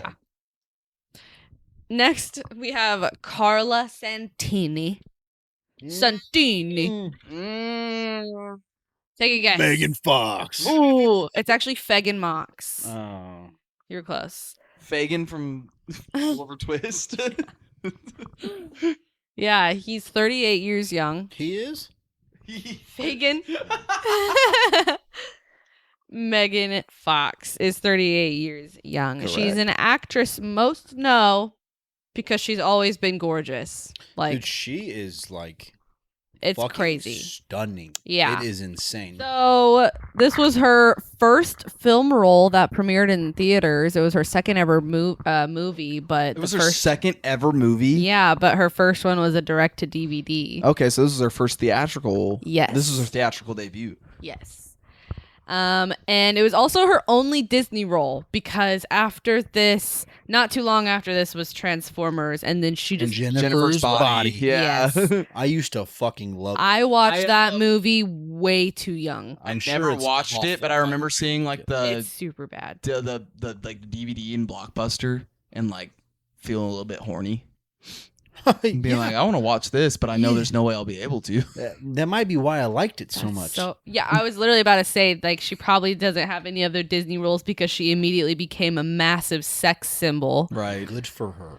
Well, I mean, Yeah, yes and no. she used it to her advantage, and then she typecast herself, and then she got tired of it. Yeah, and then that kind of also And, ended like- up screwing up her Reputation. yeah, and well, I mean that's not even all on her. It's I've watched like videos about it and stuff like why Megan Fox doesn't get roles anymore, and I mean it's a longer story than. And she actually has gotten a lot of hate for like playing into how beautiful she is and like everything, because she had said in the beginning like, you know, you're being typecast and you're being put in all these particular roles that just show you off, you know. And she says that it's okay because she knows how to use it to her advantage, and that It's she making she lots takes of money. roles like that because she knows people go into it without any like super high expectations, but then they're like, oh wow, she's actually a really good actress. Yeah, because she is right. Yeah. And it just kind of, I think, backfired on her a little bit just simply because of the media and how nasty and awful they can be and how they twist things and can blacklist artists just for existing. And they're still pretty disgusting with women, but I feel like it was worse in the 2000s. Oh, yeah. It's Especially weird. with like hyper over sexualizing them. Right. It's weird to be mad at a chick for knowing she's hot as fuck and then taking the role, because when as an actor, like you're taking, like if you don't take the part, Someone else is gonna make get it. money, Right. So it's like, if I'm the fucking hot chick, let me play the hot chick. 'cause Yeah. now I'm rolling in money. That's what I'm saying. It's playing the game. Yeah, and I'm sure there's way more to her. I'm sure she's intellectual. I'm sure she's got all kinds of shit. For sure. But like, if you're gonna, you know, if you throw 100 miles an hour, maybe don't worry about playing basketball. Mm-hmm. And she's won 12 awards and been nominated for 31. So she's clearly a good actress. She is a good actress Like, for sure. that alone speaks for itself. But, and also Transformers made her a lot of money. And then we already talked about how she was with Machine Gun Kelly and they were engaged and then they were not engaged. And did they break off the engagement because he cheated on her? They're just not together anymore. Oh, okay. Yeah. I remember at that MGK concert a few years ago, how everyone was just chanting for Megan Fox. No, literally. They all wanted her to come out so bad, including me. So moving on again to Stuart, known better as Stu Wolf. He is Adam Garcia. Adam Garcia, that name sounds familiar. I don't think he is. Okay, fair enough. He's 53 years old. He's an Australian actor, tap dancer, and singer. Oh, okay. This is his only Disney so far, but he's been on Broadway a bunch, and he's done a lot of fun stuff, and I didn't write anything down because that means I didn't recognize any of it, or at least I haven't seen any of it. Can I make just a quick opinion really quick to you guys? Yeah. No, all right. Tap Haley, dancing next. is fucking stupid. What? Go I think on. it's cool. It's so dumb. Go on. I think it's impressive. Thank you for your opinion, small You're town. welcome. That's small town's. It will weekly not be tap dancing considered. Opinion. Listen next week to see if he likes it now. To see if he changes his mind. Spoiler alert. Won't. He most recently was in Ireland playing in a tour of Chitty Chitty Bang Bang. Oh, fuck yeah. Kaylee knows that's one of my favorite musicals. Yeah. Yeah, that was a good one. That's old Dickie V. Mm-hmm. Not Dick Vitale. That was my. Like, Dick Vitale, no shit. No, Dick Van Dyke. Dickie VD. Actually, Small Town, I have something to show you on break, speaking of Dickie V. Anyway. So Karen Klepp. No. I don't know why I said Klepp. Klepp. It's, just, it's Sepp. Is Lola's mom. She is Glennie? Glenn? Glennis? Gleen? No. How's it spelled? Glenne. Glenn, probably. Glenn, probably, yeah. Glenn Headley or Headley? Headley. Glenn Headley. Glenn Headley.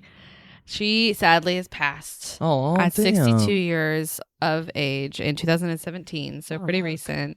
Not Actually, recent. that feels recent, but It it's should not. be recent, but it's not at It's all. almost a decade ago. Don't fucking say that. Okay, anyway. She's an actress that started in theater like almost every other one of these fucking cast members. And also supporting roles, and then broke through to movies. Mostly things I haven't seen, but I recognize some. No other Disney, but she had 2 of the 4 for a Robin Thomas Award, and sadly passed away from complications of a pulmonary embolism. So basically a blockage in a tube in her lungs. That's fucked up, man. She was literally in the middle of filming a show on Hulu called Future Man with like, I'm pretty sure she was like a pretty big character, I feel like I remember. but it was with Josh Hutcherson. He's in the show, Yeah. and Seth Rogen was one of the producers. Oh, word. And one thing that I just thought was kind of cool was that they had already filmed 5 episodes before she had died, and there were supposed to be 13 in the series. And basically, the production was like, "We're airing that fucking episode. It's like, sorry, writers, you're gonna have to fix this a little Shit, bit." so they just had to write her character out. I don't know what they did, but they wanted to air the ones that she was still in. In her- So I respect Right. that, you know. And that's Karen. Then we have Callum Sepp. Hell yeah. Karen and Callum. And he's the dad. Tom McCamus. 69. Nice. He's a Canadian film and theater actor and a sought-after stage performer, according to Wikipedia.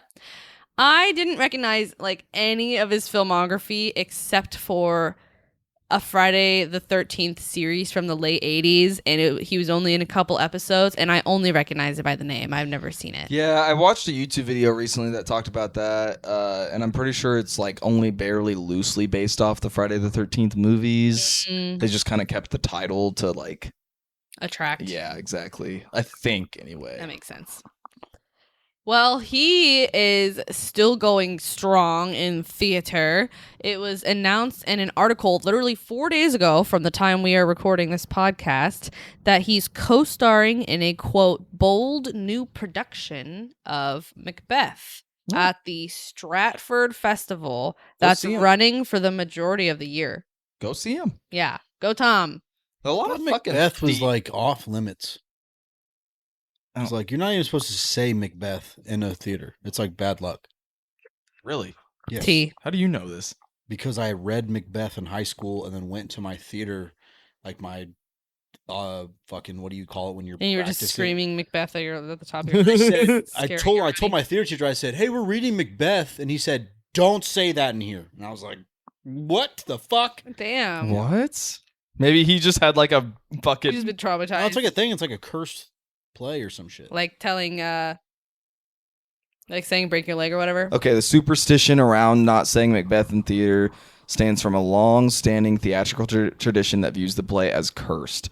So the curse is, the legend has it that Shakespeare's Macbeth is, if you utter the name, it can bring bad luck, anything from accidents to technical disasters to even death. So The origins come from the occult content. It opens with witches and features spells and incantations. Some believe Shakespeare used real witchcraft in the script, which supposedly angered actual witches and cursed the play. And many productions of it have been plagued with mishaps, actors injured, sets collapsing, and even deaths. And these stories have helped fuel the superstition over centuries. Actors often refer to Macbeth as the Scottish play, that play, Yes. the Bard's play. Yes. If someone says it anyway, tradition demands they perform a ritual to reverse the curse. Did you perform any of these rituals, Small Town, of leaving the theater, spinning around 3 times, spitting over your shoulder, say a curse Ew. word, or not to be let back in, I can almost guarantee I said a curse word. Yeah. and then I spit can- over your shoulder? I can probably see, because my theater teacher was like 22. It was his first year. Oh, sure, okay. And so I could definitely see him going, leave now, and then you can come back. I can Right. definitely see him telling me to just go ahead and get the fuck out. Yeah. Well, we're not in the theater right now, so we're okay. Yeah, I don't give a damn. I said it in the theater. Maybe it's because it's a bold new production that they're Well, they're safe. Maybe. Well, they're We'll that see. play. We'll see if it it's currently going on. Actually, I don't even think it's officially started for like the public yet, but it will by the time this episode airs. And then we have our final cast member that I felt like mattered enough to talk about, Miss Bagoli, the teacher, the theater teacher. She is Carol Kane, 72 years young. She's an actress that's been in a bunch of stuff, a fuck ton, like probably just barely doesn't have a filmography page. She's been in The Princess Bride, Scrooged, and for Jordy and I, Migration. She voiced in that. She was in Scrooged. I remember that. Hey, I've fucking seen Migration. I'm sorry, Smalton. Yeah, Jesus Small Town has Christ. kids. Did you love it as much as we did? It's this fucking movie. No, I mean, it was fine. It was fine, yeah. I thought it agree. was going to be a lot better, which was frustrating. Yeah, it was okay. Oh. Yeah, you like Inspector's Son. I thought it was fine, too. She was her other Disney works include an episode of The Aladdin Show, Freaky Friday. So we'll be talking about her again. 2 episodes of basically all these shows. Jake and the Neverland Pirates, Phineas and Ferb, Vampirina, Rapunzel's Tangled Adventure, and probably more someday Wow. because So a lot she's of voice still acting. going strong. Yeah. She also dated fucking autocorrect. She also dated Woody Harrelson in the 80s. Oh, And they're shit. still friends. Aw. I love Woody Harrelson. Yeah, autocorrected to Woody Barrels. Woody Barrels. Because barrels are Woody. Yes. And that's all I have for you folks. Thank you for listening. I feel like it went a little faster today, maybe. I don't know. I don't have as much to tell you guys this week, although I do have some. So yeah, actually, this film is based on a young adult novel that came out in 1999 because Disney can't fucking come up with anything original. They always got to take from based off shit. Yeah. It does feel that way, though. For sure. And while the book is, I guess, somewhat similar, I mean, the movie sticks to the broad premise and the character types, but they end up taking major creative liberties with the tone, the plot, and the details.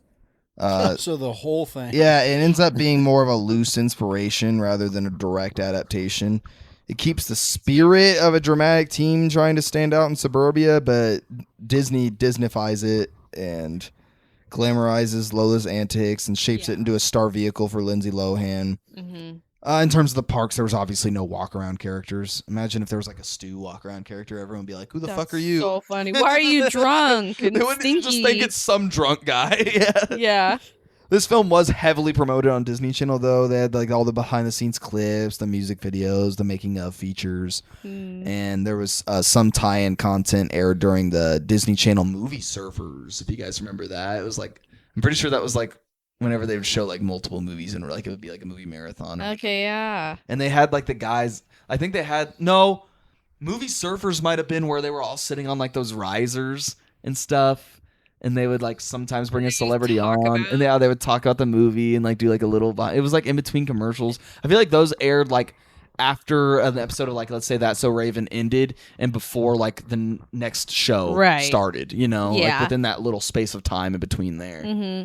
I want to say that's what that was. That's the first time I've thought about that in a long time. Actually, that's it for my stuff this week. Not a whole lot. I mean, I feel like I have a lot more to talk about when it's one of the big budget animated movies versus Definitely. these random live action movies. I mean, yeah, especially because one of the big things you're getting is like the origins and then the other Right. media And obviously there's no such. video games for this. So, Right. I mean, yeah. Which, I mean, honestly, like, I could have seen a Game Boy game being made for this. Yeah, probably. If they could make a That's So Raven and Hannah Montana and like all those types of good games, they could probably make a Right. game for this. The little excerpt I read that was like, oh, Disney was more focused on making video games for action-based content around this time. Like, bullshit. There was 2 That's So Raven games. Yeah. Bullshit. And there were like Barbie games. Well, which I I'm guess talking isn't specifically Disney, you're but right, yeah, I you're get right, what you're right. saying. With that, though, we're going to head to break, and when we come back, we're going to break down this film. Small Town's going to break down, And I'm gonna break dance. and Kaylee's going to break dance, and we're going to give you our report cards and our pimp of the week. All that and so much more when we come back here on the Disney. So you guys know that I just had that performance. Yeah. Oh yeah, Of and course. we couldn't make it it was sadly. 3-4 days ago. The Big Daddy Fat Sax concert. And man, the feeling of getting on stage and playing that hearty, nice sax. Mm. Crazy way to phrase that. It's hearty, it's heavy, you know? Mhm. It's fat. It's pretty thick. That's what she said. But getting up there in front of all those people holding on to my sax is just They were holding on to it's it. something I got. What do you Oh, think you were holding on to it. yeah. Holding on to his sax in front of all those people. I thought was you were holding on to my saying all sax. those people were holding on to your sax. No, the sack's not big enough for everybody to hold on to. You know? It's fat, but it ain't that fat. That feeling just never gets old. I'm sure. You know, go up there and just show the mastery of a sax that I truly, truly have. And I don't mean to sound arrogant. No, it's not arrogant. I've put a it's lot of work confidence. into my sax. Dude, birds flock to you when you play that sax. Yeah, I got to keep them off of it sometimes. Yeah. Yeah, or else you'll have a hairy sax. I hate when birds land on my sax, Yeah. personally. Or when they shit on your sax. Do not shit on my sax. I hate when I get shit on my sax. Have you had enough sax puns yet? Yeah. Yeah. Yeah. It was great. I had a good sax show. That feeling of getting up there, Squeezing that sax. really gripping it, Blowing that- the shit out really of it. gripping it in that spot that it's almost to the point where I feel like I have worn places for my fingers to rest on my sax because I've held it and used it so much. I don't know if heaven is real, but if heaven is real or whatever's next, it can't be much better than fucking Feeling that the way the sax feels on stage. Wow. That was beautiful. Thank you. Welcome back to the most mature Disney podcast out there. Yeah. The Disness. Yeah, we It was just passed arguably one of the worst jokes I've said, and it went way too long. There's always the power. But it was also fully unplanned. It's true. I said I'll give you as long as you want, and you immediately started talking. I know. I was literally like, okay, damn. What's You got crazy? something. The craziest part is I was gonna try and go into an actual story about playing the saxophone, and then I said sax one time, and I was like, "Well, obviously we have to make this kind of about a nutsack." You just said I'm gonna Totally. beat the fuck out of this horse. Yeah, yeah, yeah. I hope you didn't love your horse too much because I'm gonna beat the shit out of it.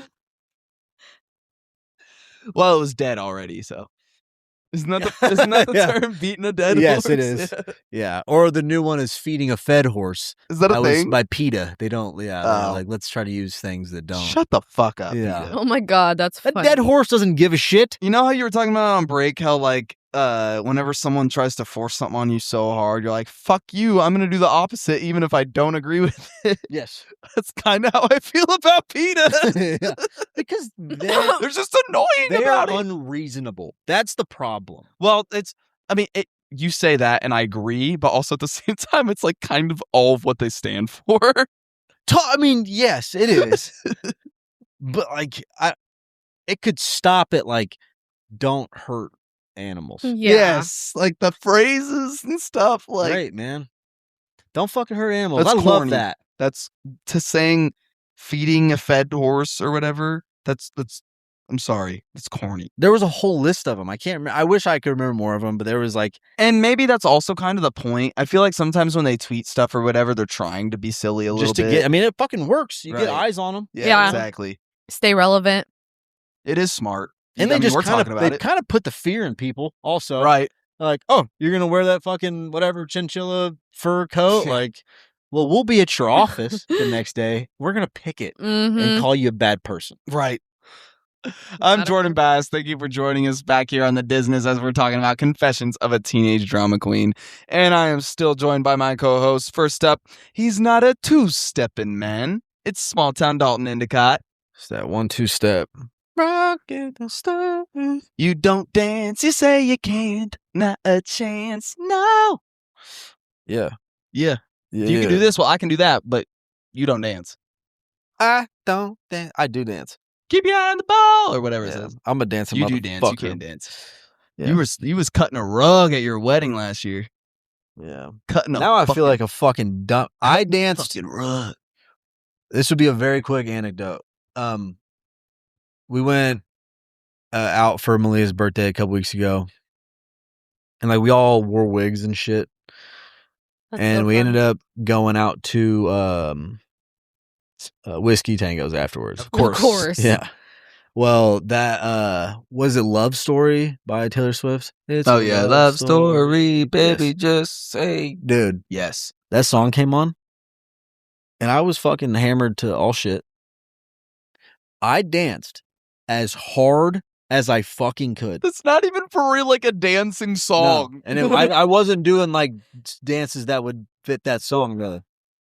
I was fucking going crazy. And there was like 4 girls off the side recording me. Hell yeah. And I don't know any of them. That's iconic. So I don't know where the fuck those videos went or why they took them or whatever, but I just remember like dancing as hard as I could. And I wasn't like trying to be like cool. Like I was trying to be kind of silly, you know? Mm-hmm. You're big on country girl TikTok right now, Small Town.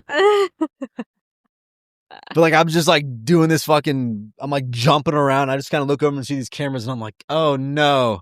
As I first thought, like, what the fuck? That's Oh, kind but of you gotta fucked keep up. going hard. And the next day I woke up and I was like, oh my God, I probably looked like the biggest asshole. No. The Oh, post yes. I love it. drunkenness guilt is so real. Yeah, because like you have guilt about stuff that you shouldn't even have guilt about. Yeah. You'll wake up being like, "Oh, I was really outgoing last night." Oh, fuck. Right. Like I talk too talked much. to people. Everybody Oh, hates no. me. I'll feel guilty about shit I didn't do. What? Like stuff you think you did, or Don't know. I just wake like you don't. I get awful hangover anxiety. It's fucking like crippling. It's awful. Yeah. You'll be like, "Oh, I hope I didn't say something stupid." Or I'll do be something with stupid." Malia the whole night and wake up and go, fucking cheated on her. Oh my god. Fuck. Why did I do that? I fucking cheated on her. Oh Knowing fully goddamn well I did not do that. Knowing fully goddamn And I well you didn't wouldn't even do have it. sex. Yeah, I didn't do any. I just wake up. That's the feeling I have is like, fuck. Oh no. I just ruined my whole life.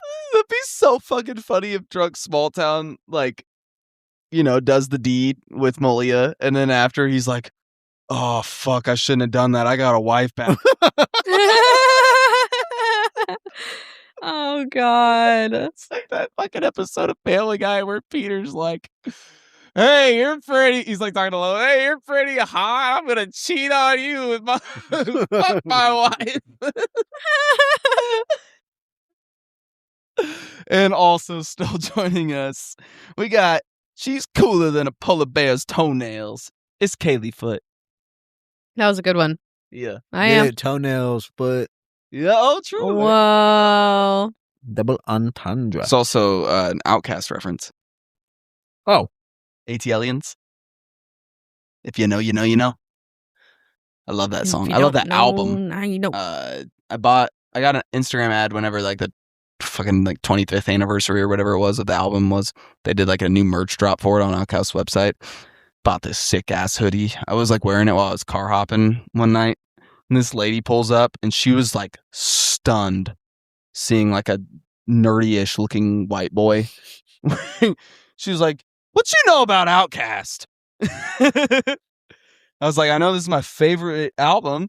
And she's like, "No fucking way." She's like, "What's your favorite song?" And we're talking like she was like Grilling not you. for real pressing me about it, but just like, is this kid for real? Yeah. What do you know about Outkast? You just, I'm sorry, Miss Jackson. Just the most popular song they ever had. That's so Ice cold. I So can't fresh hear and so clean. All That's the generic funny. big hits. I know a fuck ton about Outkast. Oh yeah, I know all about Outkast. No. Andre Roses make me smell. Ooh, ooh, ooh. Or whatever. Dante So 300. I love that guy. Dante 300 is funny. Oh my god. No, but I'm actually like, I may be misremembering or like mixing up memories, but I'm actually pretty sure that's a chick that ended up tipping me in weed. Oh, really? Yeah, I'm pretty sure. It's a pretty safe bet. Yeah, it Yeah. happened multiple times. That was not the only time I got tipped in weed. That's sick. Multiple people would just give me like nugs of weed. There was this one guy one time that was like, "Hey, you At smoke?" Rancho? Yeah, I got tipped weed a couple times. I got tipped weed by a patio table once. Yeah. They're like, "Hey, you smoke?" I was like, "Yeah." And he's like, "I grow and I just got this really good batch of whatever the fucking strain was." This dude pulls it out of his cup holder. It's in one of those like little like to go ramekin things already. And he showed it to me. Oh, dude, it was some of the most purple shit I've ever fucking seen in my life. Mm. That was some gorgeous weed and it smoked beautifully. I never saw that man again. Maybe he wasn't real. Oh my god. You hallucinated It it. was the ganja Fuck. fairy. Oh yeah, it was weed Jesus. Yeah. Or Back that from the weed dead. transported you to a different universe. Shit. And I rewinded time. I got the weed from him. Yeah. Yeah, we'll go with that. We're starting to veer more and more into like, this sounds like a fucking like 2007 stoner comedy plot. Yeah. Yeah, that Yeah. deals with the multiverse. Yeah. This is how uninteresting this fucking movie is. We're talking about everything else. We're avoiding it. We haven't even addressed it. Yeah, it's just- Barely addressed it. Well, let's get right into it. So we open with this dream sequence Lola's having, and I'm sure Small Town was too. I think Kaylee was as well. I was very scared that this was the movie. Yeah. That we were gonna have to deal with a fucking real shit Lindsay Lohan British accent for an hour and a half. Mm-hmm. Yeah. But thankfully, it was just a few lines of hammy British accent dialogue, and then we find out that in reality, Lola and her family are moving from New York to New Jersey as a family. And Lola's already being a hardcore drama queen. Her mom even calls her one if the point didn't hit hard enough for you. Right. Wait, hold up. When she hit that backflip off the tree, I was saw literally like, Kaylee's face. what the fuck? I did. I was like, are they not going to acknowledge that? Yeah. Yeah. And then you realize it was like a daydream, and it's like, okay, I guess. Kaylee's like... face was one of the most confused expressions I've ever seen on a person after that. Because it was like not very well edited either. Well, yeah, definitely not. But also the budget. Yeah. We also find out that Lola desires to be a famous actress. Also, welcome to Deadwood. Is she even allowed to say that? I initially said, what does that even mean? But then I realized upon second watch that the town is called Delwood. But even then, that's like still not Like, what that does that offensive of mean? a pun for the little sister to call out like that. So now we know who the snitch of the household is. Yeah. Is he even allowed to say that? Shut the fuck up. I'll tell you what I'm not allowed to say. So they move into the new house, and how Lola even gets such a fucking big Stu Wolf poster. That thing covers an entire Yeah, wall. like I think she stole a billboard. Yeah, it had to have. That's giant. Like I don't. Also, what else could it be? Hella fucking weird. Very weird. Very. I agree. I also think that plays more into like the parody aspect of the movie. They were very hardcore spoofing teenagers' obsessions, Yeah. rock band, boy bands type vibe, you know? That's what I But, got out of like, it. If you How did watched this as she- a parody, That's what I did. I did not. Yeah, I feel like that's what they were aiming for. I spoilers for my review later, but just to clear things up a little bit now, what I saw it to be was a parody spoof kind of deal that did take itself still half seriously. Like it was playing into all of the tropes. It knew it was playing into all of the tropes, but they still wanted to deliver some strong messages for tweens. That's what I got out of it. And I think if you can look at it through that lens, maybe it's not as rough of a watch. I'd probably have to watch it again, but But you're not going to do that. Yeah. I can see what you're saying, though. And I'll get more into that later. Yeah. Well, Lola's confident showing up to her first day at a new school, and she literally immediately befriends Ella Mhm. over their shared unhealthy obsession with the rock band Sid Arthur. Terrible name for a band. Also, I love Lola's bike. Yeah, I didn't pay too much attention to it. It was like actually. orange and Nice. thick. And thick. And I also love whenever they're showing off, like she's showing off her journal. I've downloaded some great shots of him. Like, oh my god, that dates this movie. Dated it good. Because honestly, the style doesn't even date this movie because I feel like a lot of that shit has come back in. Yeah. We meet Carla and her little group. She's snooty and condescending right off the bat, while Lola's just trying to be nice. Mm-hmm. She also reveals her pops as Stu Wolf's lawyer in her literal second line of dialogue. She says, she introduces herself and is like, my dad's fucking Stu Wolf's. Well, they were talking about him. They had like this. So at least it wasn't totally out of the blue. I know. I just thought it was so funny how quickly they fucking made sure to make that a point. Yeah. Well, Miss Begoli's frantic ass pulls up, and there's actually this really cute moment where she's like, "I like that name, Lola." I thought that part made me smile because it was the first time we'd seen in this movie her get acceptance for her chosen name. Mm-hmm. And Carla and Lola. I actually hate how it's Carla, Lola, and Ella. When I was doing this recap, I kept accidentally writing Ella did this and meaning Lola, or Carla did this and meaning Ella. Yeah, that's kind of fucked up. It is. you know what would piss me off? It's Having probably to say, purposeful. "Hello, Lola. Hello, Lola." Hello, Lola. That would fucking piss me Hello, off. Lola doesn't even sound like you're saying something. That just Hello, sounds like Lola. you're making noises. Like you're Yeah. trying to speak English. Carla and Lola bicker in the lunch line, and Carla pretty much tells Lola here that she'd want her in her group, but Lola's like, fuck that, you're a rude bitch. And she goes to sit with her soul sister, Ella Never Had a Fella. We meet Sam in his rear end for some reason. Seriously? Yeah, They're the supposed zoom to in on kind the butt. So they were all of age, actually, here, Yeah. when I found out in my research. Yeah. Still very weird for it to be he's portrayed as a 15-year-old. Let's zoom in on his ass for multiple seconds. Right.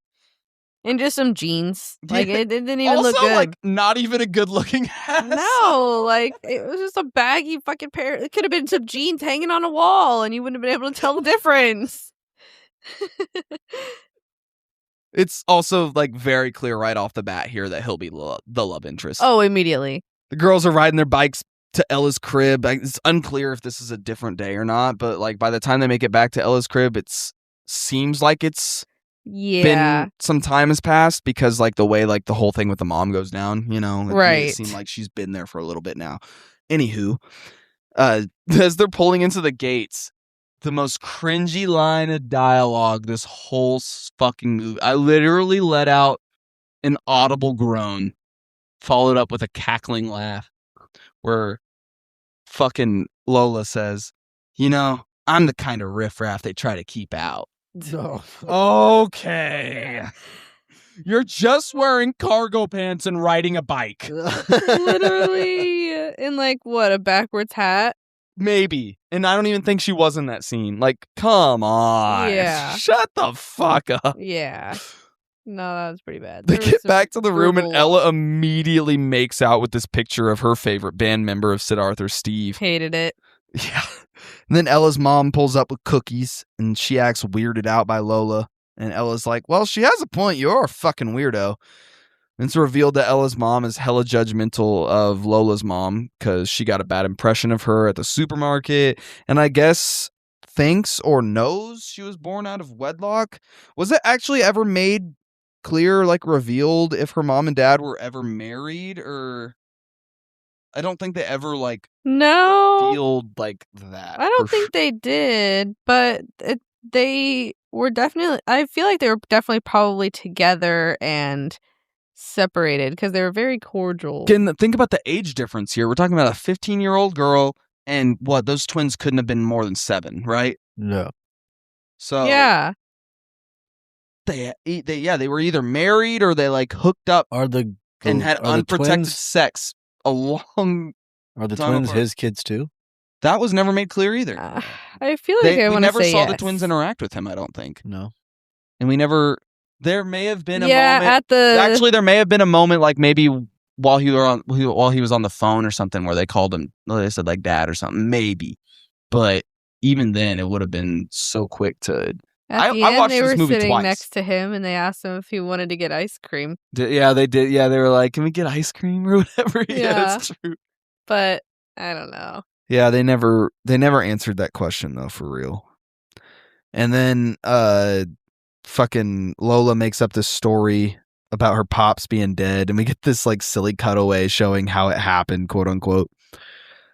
Then Lola returns home, and there's this also sweet moment where she tells her mom that she likes the chopsticks in her hair. Yeah. I thought that was cute. They were judging her for him. In the PE locker room, Lola and Ella overhear Carla discussing the school play Pygmalion. I still feel like I'm pronouncing that wrong for some reason. Probably, but it sounds fun the way you say it. And all the modern suggestions that she's made to Miss Bigoli. She even goes as far to claim as she already has the lead role. And Lola believes that and like runs out to the parking lot and then finds out auditions are like Friday or whatever. hmm Audition time. Bigoli ends up taking credit for Carla's idea for modernizing the play and announces it will now be a musical called Eliza Rocks. She tells everyone at the last second that they got to perform a song and then forces Lola to go first. Yeah. I'd probably leave. Because I thought the way she was saying it was like, all right, like I thought this was like the introductory thing and then like they were going to have auditions, but she's like, no, go up there and sing right now. Lola has a mid-audition with a horrible song that everyone is somehow blown away by. But it's also crazy to me that Mrs. Bigoli, she like immediately learned, how to play the song she was singing on the piano. It was just like jamming out with her to that song. And then there was a fucking But it was a band. rock there was band? more, drums came in, I'm Oh pretty yeah, sure. all the background instrumentals. But the whole like, don't move, shut the fuck up. That was so terrible. Like really bad. I could write better I mean, I'm a songwriter and a pretty damn good one at that, but I could write fucking better generic lyrics for a fucking movie like this than that. Yes. Come on. Our standards are definitely high, and also she was comparing him to Shakespeare literally the entire movie, Well, yeah, and but then that's his supposed to be lyrics kind were of a ass. gag, though, too. Like teenage yeah. girls comparing a fucking True. lead singer of their favorite boy band to Shakespeare. That was Like, bad.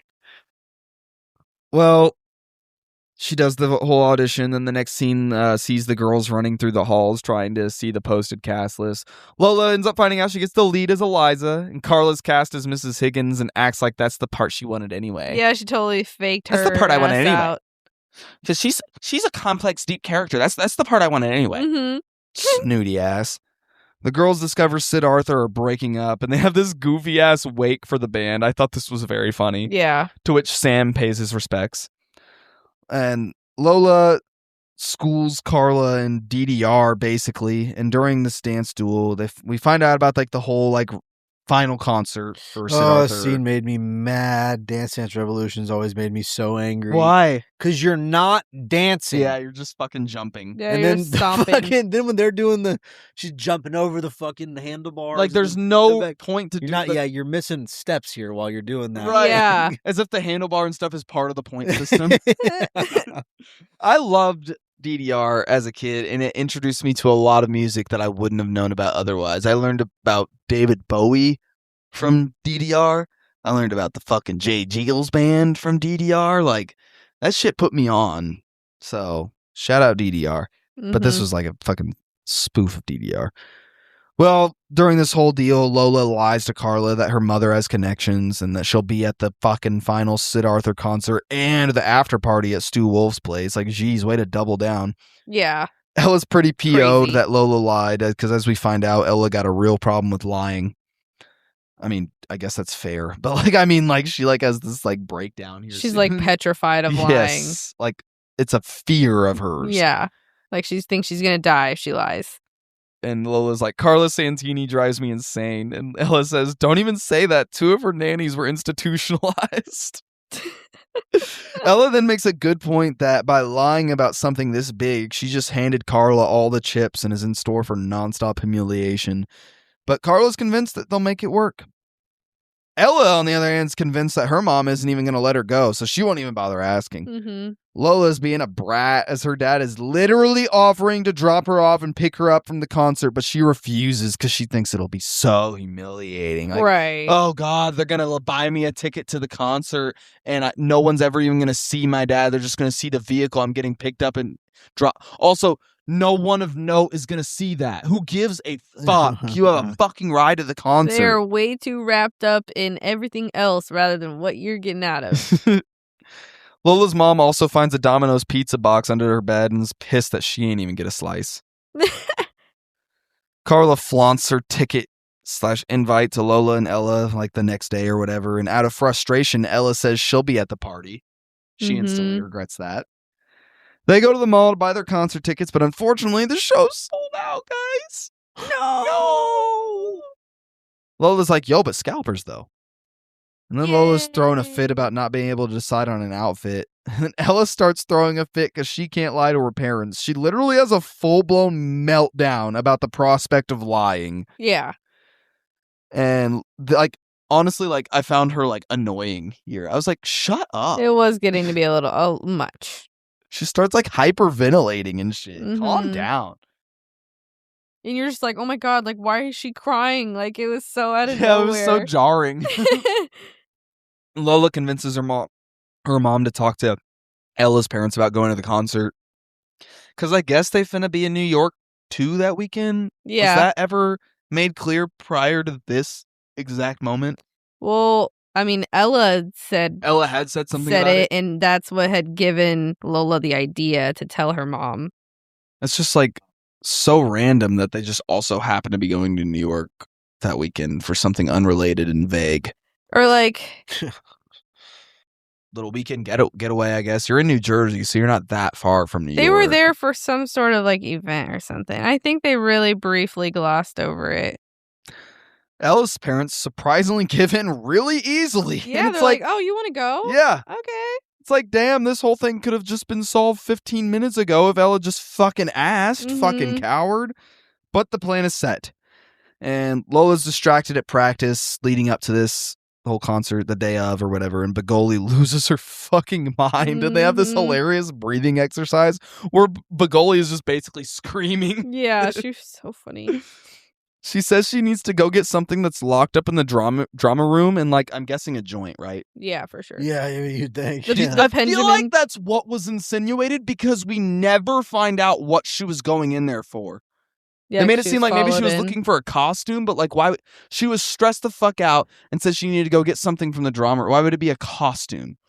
Well, she was distracted whenever she realized the door was unlocked. Right. And then that's when she started looking through all the costumes to see if anything was missing. Yeah, she started getting frantic. And yeah, and Her then frantic ass. Lola was stressing her out by being Yes. there freaking out. So she follows to distract because Sam is in the drama room trying to steal this dress for Lola to wear the concert. See. Wacky hijinks ensue. Ha ha ha ha ha.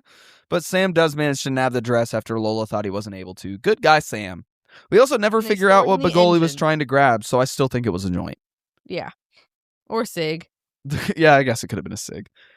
The girls are on the train to New York now, and Ella asks Lola to hold on to the cash for her, which I knew right away was a bad idea. Immediately, yeah. Come on now, Ella. Don't trust Lola with important shit. Mm-hmm. They arrive at the concert and discover their money got left on the train, of course, while trying to buy this ticket from a scalper. And by the way, that dude hella looked like a scalper. Yeah, he did. Like, I wouldn't be surprised if they just went to New York and just found a scalper and was like, you want to be in a movie? Yeah, but like, why was he standing like 5 feet away from the entrance? I feel like they would not allow scalpers to get that close. You know? I guess so. I don't know. Lola's new plan is that they'll sneak in. Ella actually successfully slides by security, but Lola isn't so lucky. And Ella literally starts having like a panic attack. And then Lola ends up getting them both kicked out, and Ella just wants to go back to the hotel at this point. Mm-hmm. Lola is still convinced they'll be able to get into the party, so she convinces Ella to walk like 56 blocks to find this fucking place that they don't even know where it's at. Yeah. On the way there, they think they're being stalked, but thankfully, guys, it's just Lola's pop stalking them. Yeah, back from the dead. He's pretty chill about everything and just wants to make sure that he's the only one stalking his daughter. And Lola also plays it cool. I thought initially as to not give away to Ella that her dad is still alive, although I almost think she forgot that she told Ella that. Like, I think that's what they insinuated later on, is that she forgot she Because she even tells told so many Ella lies, that. she can't keep them straight. And I think it was more so about her just trying not to get embarrassed that her dad was following them than keeping up with the lie. Lola and Ella are, of course, unsuccessful at getting into Stu's party because Lola just isn't very good at this. The drunk Stu ends up storming out of the party, arguing with Steve. Ella even has this chance to possibly talk to Steve as he stops, like full on to acknowledge her whenever she says her name. But then she blurts out, "I love you!" Like a crazed fan. He's like, "Fuck that." And they end up following drunk Stu into the alley and help him out of a pile of garbage and then take him to the diner to try to sober him up. At the diner, drunk Stewie makes a fucking fool out of himself and ends up hitting a cop with a donut, the ultimate disrespect. Yeah. That gets all three of them arrested for some reason. I would think it'd just be Stu, though. Yeah. Or you think there would be no arrests because he didn't really like. He kind of technically assaulted a police officer. I guess. He also threw it the Wow. opposite direction that they were in, I'm pretty sure. I'm going to have to rewatch that scene again, but I'm pretty sure he threw it in the opposite direction that the cops were sitting. And somehow it hit the cop in the head. Yeah. I could be wrong about that. Yeah, I don't know. At the police station, though, Ella calls out Lola for what she thinks is a lie about her dad's address. And we get this silly little bit, like, it's very subtle, but fucking sloppy ass drunk Stu thinks Lola killed her own father. Yeah, was that kinda part silly. was so funny. Then it's revealed to Ella that Lola lied. And then a little bit of time passes. Stu remembers the girls helping him now after Lola's cool ass dad ends up pulling up and Stu's sobered up at this point. He knows about Lola's dad's books he writes, apparently, about his dog Negus. And is like, "Fuck yeah, man, I love your work. I mean, my little niece loves your work, not me. I don't read little kids' books. Shit." He also signs an autograph for a cop and then invites everyone to the party. And the cop's like, "Shit, I quit. I'm going to this party." They pull up to the party and Ella's still fucking pissed at Lola. They literally almost leave after getting exactly what they wanted. Yeah, no, I was about to be so fucking mad. pissed. But thankfully, Ella sucks it up so they can go enjoy themselves.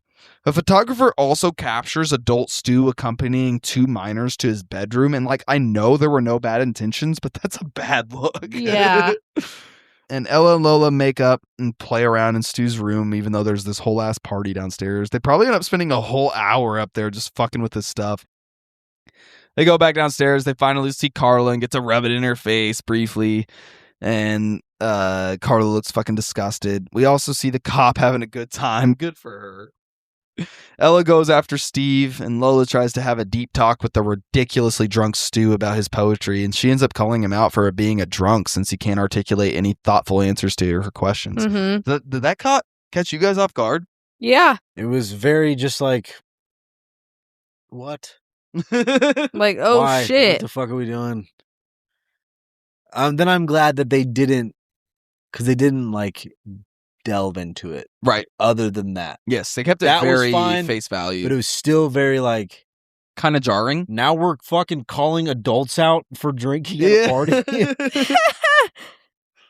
He also definitely has this moment of regret, even with how drunk he is. Like he starts to say something but can't even think of any response. Yeah. Like, I don't know, the wheels start turning even though he's super fucking plastered.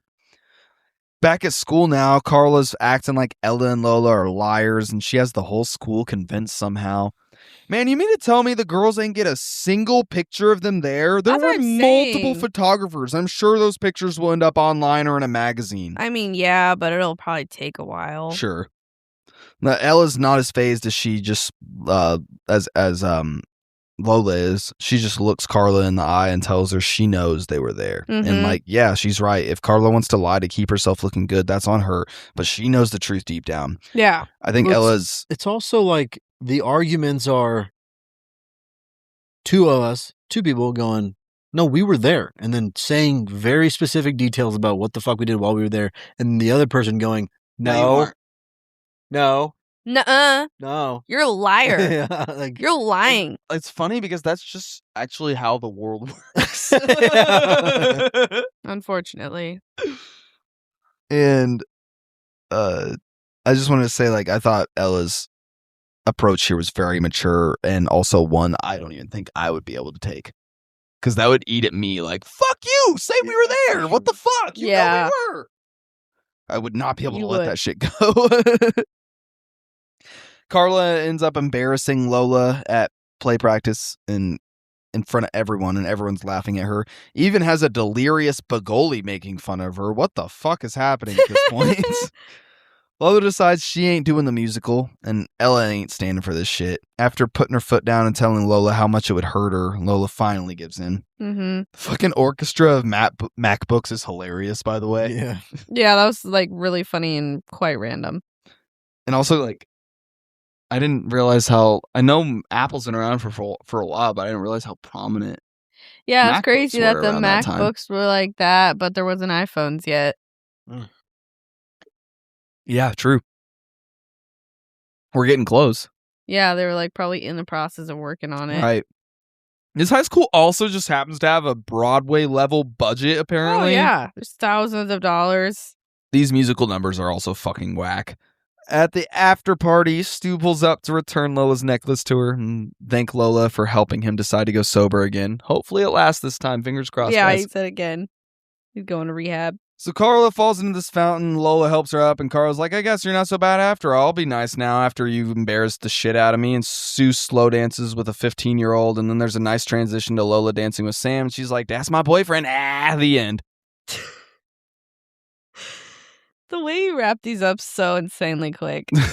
But that's kind of how it went, right? Yeah. Yeah. A lot of the times it is just bang, bang, bang, bang, bang, done. No, yeah, they're like, oh god, we're out of film, and then they just wrap it We're up. out of film.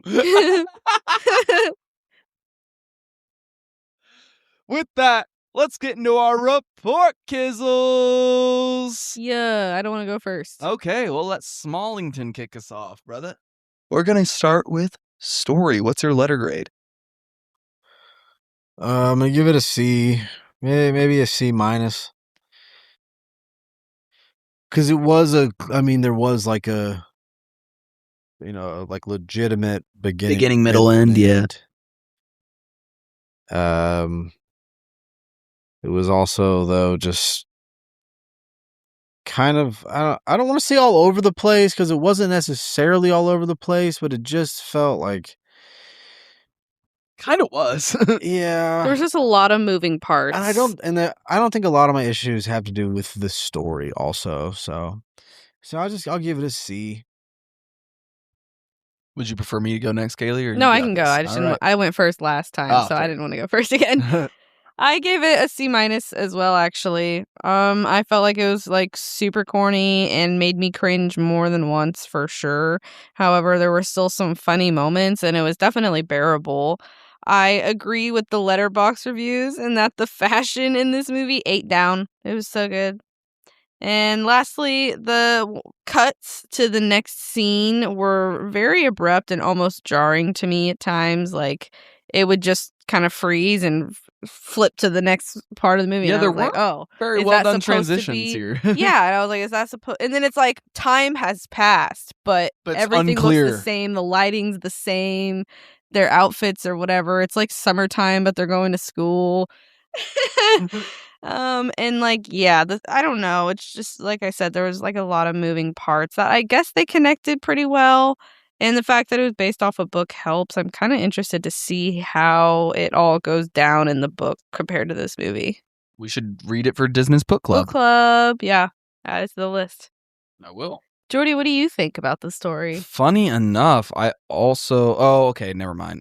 I Oh. almost went C, but then I moved it up to a. Oh wait, no, I'm reading my fucking report card for Mr. Magoo. No, I did go C. I was gonna say I thought I gave it a C. I went C plus actually. It's far from creative, but it does, like Small Town says, follow a clear path. It Mhm. escalates well. There's disappointment, then happiness, followed by more disappointment, and eventually a valiant triumph. It hits all the right beats a silly tween movie like this should. There's nothing inherently awful plot-wise. It just doesn't do anything we haven't already seen Disney do time and time again, especially in hindsight now that we've seen all these similar movies that came after it. But honestly, that kind of feels like the point. Like I was touching on earlier, this is basically a parody that takes itself half seriously, in my opinion. I do think they established strong stakes, though, and I found myself riding the wave of this wacky little adventure. I appreciated how they handled Stu's sobriety arc, even if showing up to a party full of teenagers and slow dancing with a 15-year-old is a little sus. Still, it's a heavier topic that was bluntly put in front of the audience, and I actually commend the decision to make it a focal point of the story.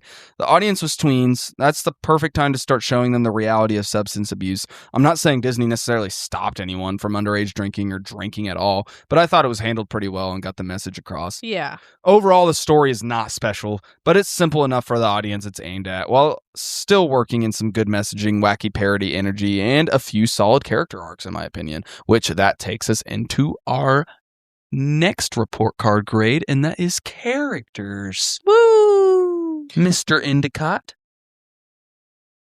I'm gonna give it a D, Ooh. and I'm only giving it a D because the dad made me laugh when Fuck he kept yeah. saying, "I like to party," something along those lines.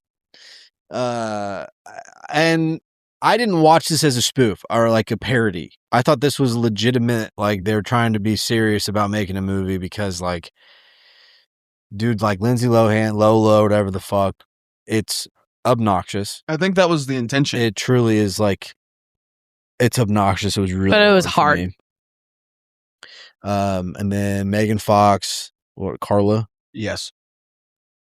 again, over the top, fucking. Supposed to be hateable, but almost like. Like, goddamn, Ugh, like, fucking fuck. shit. Like, nobody would like you, even if you have rich parents. But that's the whole thing, is like it was so unrealistic. Like that's where I feel like it was supposed to be unrealistic. and maybe it was. We'll have to talk with. Let's get an interview. And you know with what? The director, I am actually. Miss Sugarman. Sugarman. I'm gonna move my score up to a C because I do think that, like, the teacher, Bagoli. she was funny. Keep wanting to say Biggio, like Cabin Biggio. I thought her character was funny. And then, did like, too. I thought the mom was a good character. I did too. I thought that Ella, is that the friend? Yep. Mhm. I thought Ella was a good character. I know when she cried in the room, that was a little bit like, why is this all of a sudden so fucking serious? Other Right. than Not that, she realistic, was though. reasonable. Yeah. Yeah. And even then, it's reasonable to be like, I don't want to lie. Yeah, but just like scream crying out of nowhere is she's- kind of like, She's yeah, that's true. Kaylee. Oh shit! I turned off my phone.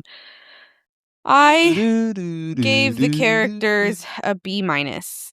Because I felt like they weren't very deep, but they weren't that bad. Mary / Lola's mom was kind of a bitch, but in like a caring mom kind of way that's typical for a teenage girl that's dramatic as fuck. Like, I know as if I was a teenager, me and that mom would beef probably, but she was still being a good mom at the end of the day. Her dad was chill as fuck and gave really good vibes, besides with being okay with his 15-year-old daughter going to a rock star's after party. But at least he was there, you know? Yeah. And then Ella, I agree, was pretty good in terms of character development and just the actor all of the actors as a whole, I feel like did a pretty good job. agree. And I think I say this a little more later, but I think that this helps the movie. Good acting always elevates Yes. a movie for me. Like if it can be the stupidest bullshit, but if it's got good actors, like Yeah. that's just the type of shit I feel like you and I look at differently when watching movies now. Like a lot of people look at movies a little more face value. Mhm. Like I didn't like it, you know, but like even this movie, like watching it the second time, like a lot of like, sorry, I don't mean to take away from you, but just like a You're lot okay. of Ella's like reactions to things like felt really fucking natural, like really Yeah. well acted, and like Stu's drunkenness And the very well parents done. felt like actual parents. Yeah, absolutely. Like they weren't Which like is Disney rare. Channel parents Yeah. from the 2010s that are just fucking existing, you know? Like yeah, they were really Mhm. well written. And then lastly, I said that Sam felt kind of random and that Megan Fox plays a really good bitch, maybe too good. I give the characters a flat B. Tropes galore, ladies and gents. Mhm. The flashy main character treated like an outcast, the timid girl, the mean girl trio, the spazzy high school teacher, the mom who just doesn't get it. There's a lot to check off the bingo card The here. love interest. Yeah, the love interest. But the film feels pretty self-aware and plays into a satirical version of this style of movie. Even though it gets absurd, most of the characters still end up feeling pretty grounded. Mhm. Lola's over the top, sure, but she's a really solid parody of a drama queen teen without it becoming too much, in my opinion. I know kept Small having to Town thought remind differently. myself that she was a drama queen. Like she's Yes, purposely that's the whole point. extra dramatic. Ella shows legit growth. I've really enjoyed her arc. Yeah. Sam is your classic shy guy, but he's got some charm, and he and Lola actually did feel like a natural fit. And Carla's your typical mean girl. Megan Fox makes her super hateable. I actually really dug Lola's mom. She's blunt and clearly headed up to here with Lola's dramatic ass, and Mhm. I'm here for it. Like, she's valid. Meanwhile, Lola's dad is pretty fucking rad. I also really liked Stu's arc too. I thought the actor, what was his name again? Adam Garcia? Yes. I thought he nailed it. And fucking Miss Bagoli is hilarious. She's like, in my opinion, a more deranged, less theatrical Mrs. Darvis. Yeah. She's a But bit damn, she be knowing some choreography for real. True. She can be a bit much at times, but she does deliver a lot of laughs for me. Yes. With that, let's get into our overall rating, because I'm not going to do a grade for music. There was 2 songs that were like sung in full in this, and they both sucked. So, well, actually, I kind of like the Drama Queen song as like a novelty Disney track of this time, but that's besides the point. Small Town, what do you give this movie an overall rating of? I'm gonna give it a 2 out of 5. Costume changes. That's a good one. I literally almost did that one, and I knew Small Town was gonna do it. This shit, and I'm not the target audience, obviously, for this movie. I did not have a good time watching it. I was pretty upset the whole time, Mm-hmm. and it felt like from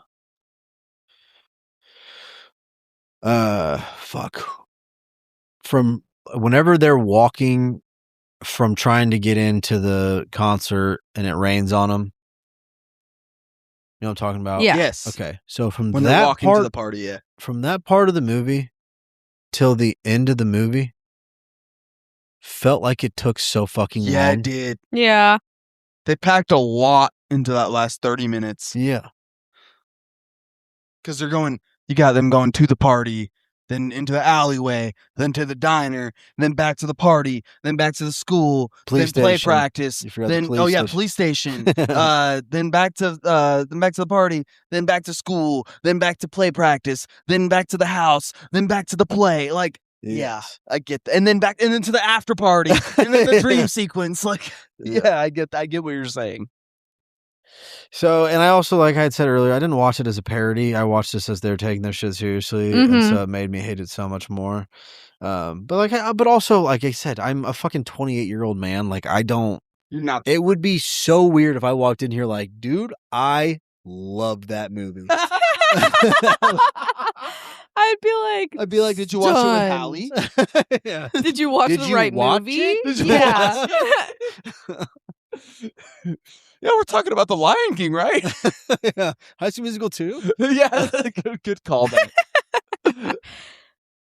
Is that all you have to give? I mean, really, yeah. I've already pretty much given all my other fucking feelings about it. Do you think you can kind of see now where I'm coming from? I can with see it the being over-the-top. kind of a spoof. I can see the Parody over-the-top might not be the thing. right word. I think spoof's more of a fitting word for it.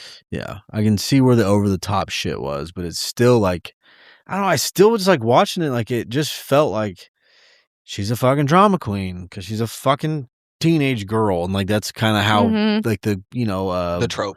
sure of it. But even thinking about the title of it, what is this movie fucking called? Confessions of a Teenage Drama Queen. Like that sounds like a fucking parody movie. Yes, exactly. Yeah. Another teenage whatever movie or like whatever the Right. fuck. Like it's yeah. Yeah, I legitimately feel like that was the point. I mean, maybe it was. Miss Kaylee, what's your overall rating for this film? Mine's pretty short and sweet. I give it 5 out of the 8 lines that the twins had combined that added absolutely nothing to the story, and their removal would have made no difference. I don't even know if they had 8 lines. No, they said a couple lines. I know I thought 8 might be a little generous, but that's why I said like combined lines. Still. But yeah, like the twin like little sisters or whatever, dude. I was Did like, not why matter. are they here? They're Least consequential so pointless. characters. This movie wasn't that good, but it had good actors, so that really helped it. And I don't really have much else to say that I haven't said already. Fair enough. I have some shit to say. Yeah, I of give course it you 3 out of 5 Bagoli scream breaths. do. I think it's hard for me to knock this because I truly think it's a solid film for its intended audience. And it was genuinely funny, even hilarious in parts. It leans into spoof territory, in my opinion, pokes fun at silly tropes, and still manages to land good messages about the power of a lie, loyalty, standing up for yourself, embracing who you are, and sobriety. Somehow, with all those messages packed in, I think they actually managed to pull it off and get all of them across. That's my opinion. I had a good time watching it. There were definitely a few groan moments, but I end up having more positives than negatives for it. It's kid-friendly without feeling watered down. Honestly, there's some endearing stuff here, which I mentioned during the rundown, and that made me smile or feel good. Mhm. For what it is, it works. The main song's an earworm, too, by the way. I've been fucking singing it all day. Also, why the hell was it such a trope in 2000s Disney movies for the main character to just be a complete liar? Remember, like, Camp Rock? Oh yeah. Like, Yeah. real likable shit here, guys. Bro, they just really didn't want liars in our generation. I guess and then now not. the generation after us is seeming like a lot of liars. But, you know. With that, let's get into my favorite segment and your favorite segment. This week here on The Disney, it is time for Pimp of the Week. Are we gonna say it all on 3? Yeah, I think I so. don't know. Oh. You don't know? I'm sure I have 2 of them. I feel like you're gonna go the opposite direction of where I'm gonna go, and I feel like I know who you're gonna say. And I think I know who There's you're someone gonna say. who I think you're gonna say, who I initially thought because he fits a lot of like the basic pimp criteria we look at, but there's another guy that I just feel like he's just pimping. Interesting. Well, Then we all have do you wanna different do it all on ones. 3, or do you want to lead us Let me off? tell you who I was thinking. Okay. I was thinking Ella, Oh, word! I thought you were gonna say Sam. and but the one that because I thought that you guys were both going to say Ella at the same time. I just assumed. That's fair. The other one was her dad. Yep, I have Callum Sepp. That's who I have. That's my pimp. Really? I think he's a cool dude and a pretty chill pop for still trying to make sure his daughter doesn't get kidnapped while also letting her do the thing that she wanted to do and have a good time. Mhm. And Yeah. I fucks with him, and he's got a dope ass dog. I think he kept saying, He just seems I cool. like parties. He's Yeah, You know what he an kept saying? author. I like parties. Like, I want to party with Callum Sepp. He seems like a cool dude. Yeah. Who are you thinking then? Because you didn't immediately agree, so I'm Well, kind of surprised. I did think about the dad. I didn't think about Ella, to be honest. I felt like she was maybe too much of a main whiny character. Oh yeah. Well, no, we've given it to like Timon and Pumbaa, and That's fair. the literal archetype of the pimp is Bert from Mary Poppins. Yeah, you're right. Okay. Well, she just didn't cross my mind. The one I wrote down is Mrs. Begoli. Really? And the reason why I did that was because here's my reasoning. She was probably the most funny character to me. She cracked me up about damn near every time I saw her on the screen. And I thought she did a great job portraying how theater teachers are always on the edge of a breakdown. And, This is true. And that I know she's trying to go into that dressing room to smoke. I don't like giving the pimp to like she was making fun of Lola at one point. Like, she's literally Yeah, I laughing guess at that's her. fair. I'm okay with it being the dad. What do you think? I'd be cool. I mean, I'm down with the dad too. I don't know why I thought that you guys wouldn't even Was think gonna- about him because he was very small. He was small, but I thought he was really cool. Like he gave off pimpin' energy for me. Mhm.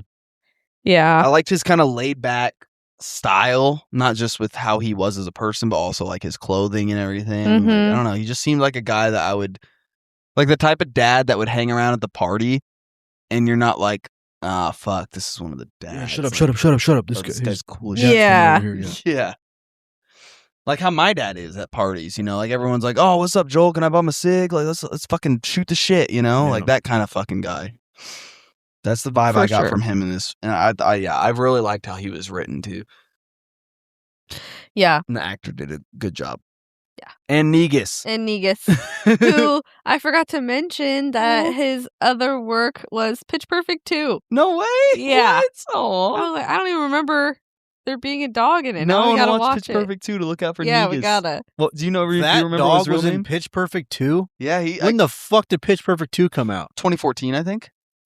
That's 10 years between movies. A dog can live a decent life. 10 years is about because it was a pretty big dog. What kind of dog was he? Oh, he's a big dog though. Most big dogs He are was 10, the- 12. Well, let's let Kaylee look this up real quick.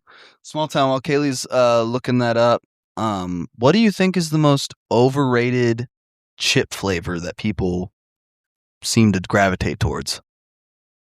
I'm gonna go Overrated? controversial. I think barbecue, That's what my head went to is barbecue as well. because barbecue chips are good, but people They're act like fine. they're the shit. They're fine. Yeah, they're fine. They're one of those chips that's like they're at the barbecue or at the cookout or whatever. Like, Mm. yeah, fuck, I'll get some of them, you know. But I'm never gonna buy a bag of barbecue chips. Yeah, definitely not. I love barbecue chips, and I disagree with you, but Yeah, I think pop off. Yeah, I 'Cause- think barbecue Because like I love me some sour cream and onion. I love me some cheddar too. But see, and that's like sour cream and cheddar. Or is that one of them? Yeah, Isn't it? Ruffles sour cream and cheddar is a great flavor. You're not big on it? It's fine. You prefer sour cream and onion? I prefer that because to me the sour cream and cheddar is a little bit too like Too dairy. it's filling for some reason. Yes. Like it's more Yeah. filling, even though it's just other powder that's Right. on the chip. You know. I get what you mean. Yeah, sour cream and onion works better because you have like both sides of the flavor spectrum with it, you know? You know what my all-time favorite chip is? What? All time No, I don't know. I don't think. original Lay's. I almost I used to like that used to piss me off. And then I had a bag of original Lay's like a few months ago. I was like, I get it. This is like it's obviously just a salted potato chip. Yeah, and you'll never have more salt in your life No, than when you eat it a has bag a of lot fucking of original sodium. Lay's. But like it's the perfect potato chip. It's so fucking good. Like I mean, sometimes you don't want flavoring. Sometimes you just want some salt. Yes, And like that shit hits. that shit smack. My Or that favorite bitch chip on of a all sandwich. time is the sweet chili lemon pepper wrap snacks with Rick Ross on the bag. Really? Sweet chili lemon pepper. Yeah. Huh. Really fucking good. It's a really bold flavor. I'm a big list guy. So I actually have a list of my like top favorite chips ever. And a lot of them are discontinued, sadly. I like a lot of fucking things that aren't around no more, like the tangy tamarind Doritos and the melted pub cheese Pringles. Ruffles keeps playing with my heart and taking the hot wing Ruffles off shelves and then being like, "Oh, they're back." It's like nacho fries at Taco Bell type shit. Did you find out anything about the dog? Yeah, I don't know. Because, okay, so I went to find like where I saw that on, and I saw it on Letterboxd, and it says it's not even the second Pitch Perfect. It's the one that came out in 2024. Oh, there's no way. Yeah, so I'm trying to figure The dog out. lived for over 20 years. You got me fucked up. That didn't happen. There was a Pitch Perfect that came out in 2024? I think Letterboxd might be glitching on me. I don't even know what. I don't think there was. No, because fucking what's Did they not come out did they come out with the fourth one? I thought fucking what's Anna Kendrick? I thought she was like, I thought she'd been trying to get them because like she's like I think she Maybe. said like everyone's on board, like they Yeah, I like think we you're want right. to do this, but they just haven't. They shouldn't. I mean, they The should. third one was a stretch. They should because money. I get it. Yeah, Oh, sure. For their okay. own, yes, for Yeah. their own benefit, yes. I was. But the actors want to do This it. like, got me. what? I saw the 2, but it's like 2v22. It's a fan theory. I figured it was because Letterboxd does have that shit. I didn't know I Letterboxd kind of- had that. I kind of hate. I get it. Like low budget stuff like that, like fan created stuff, should still have a platform to some degree.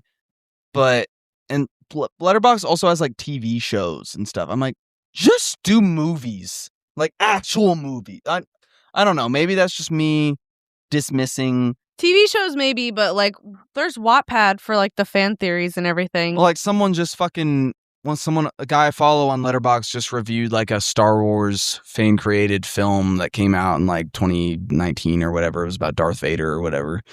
And I'm just like, I don't know. I just feel like that shit shouldn't be on Letterboxd, but that's just me.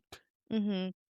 Maybe that's wrong of me to think, but Yeah, closed-minded Jordan over here.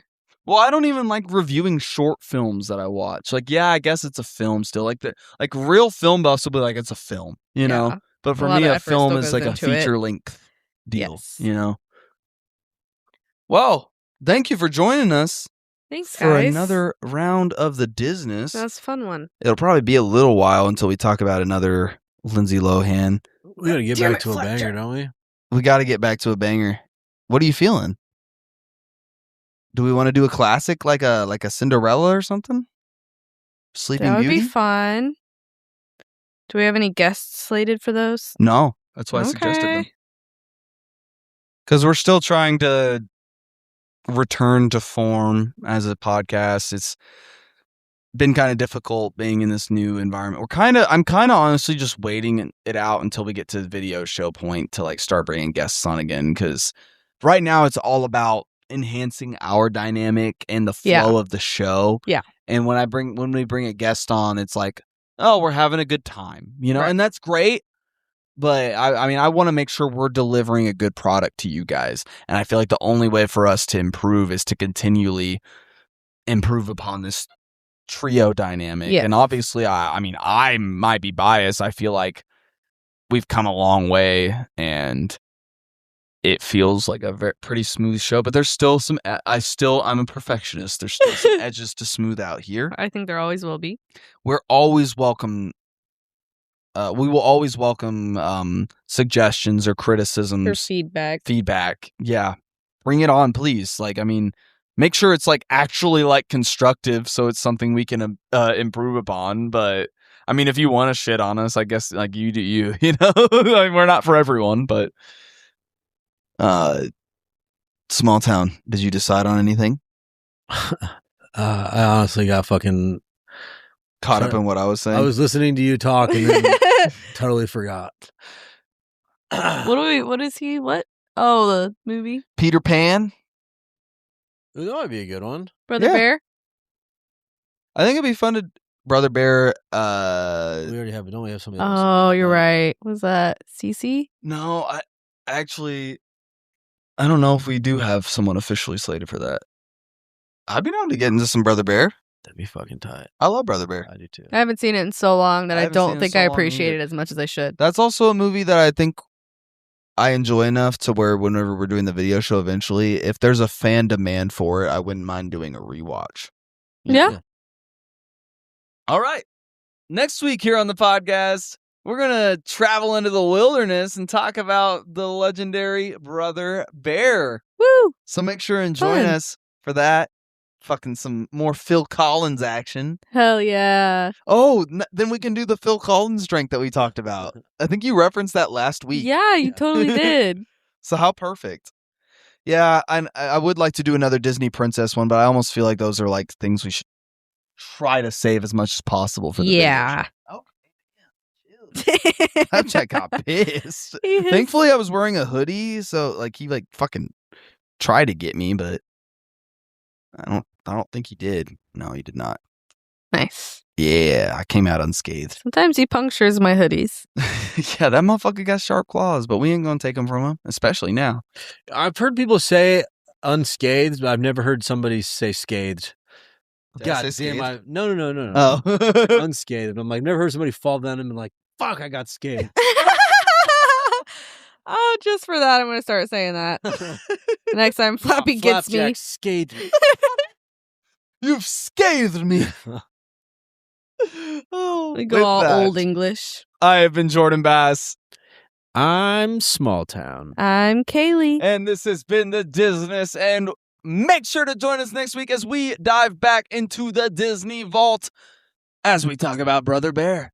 Be there or be bear. We love you guys, and we'll be bare naked next week. Whoa. Thank you for your Disney.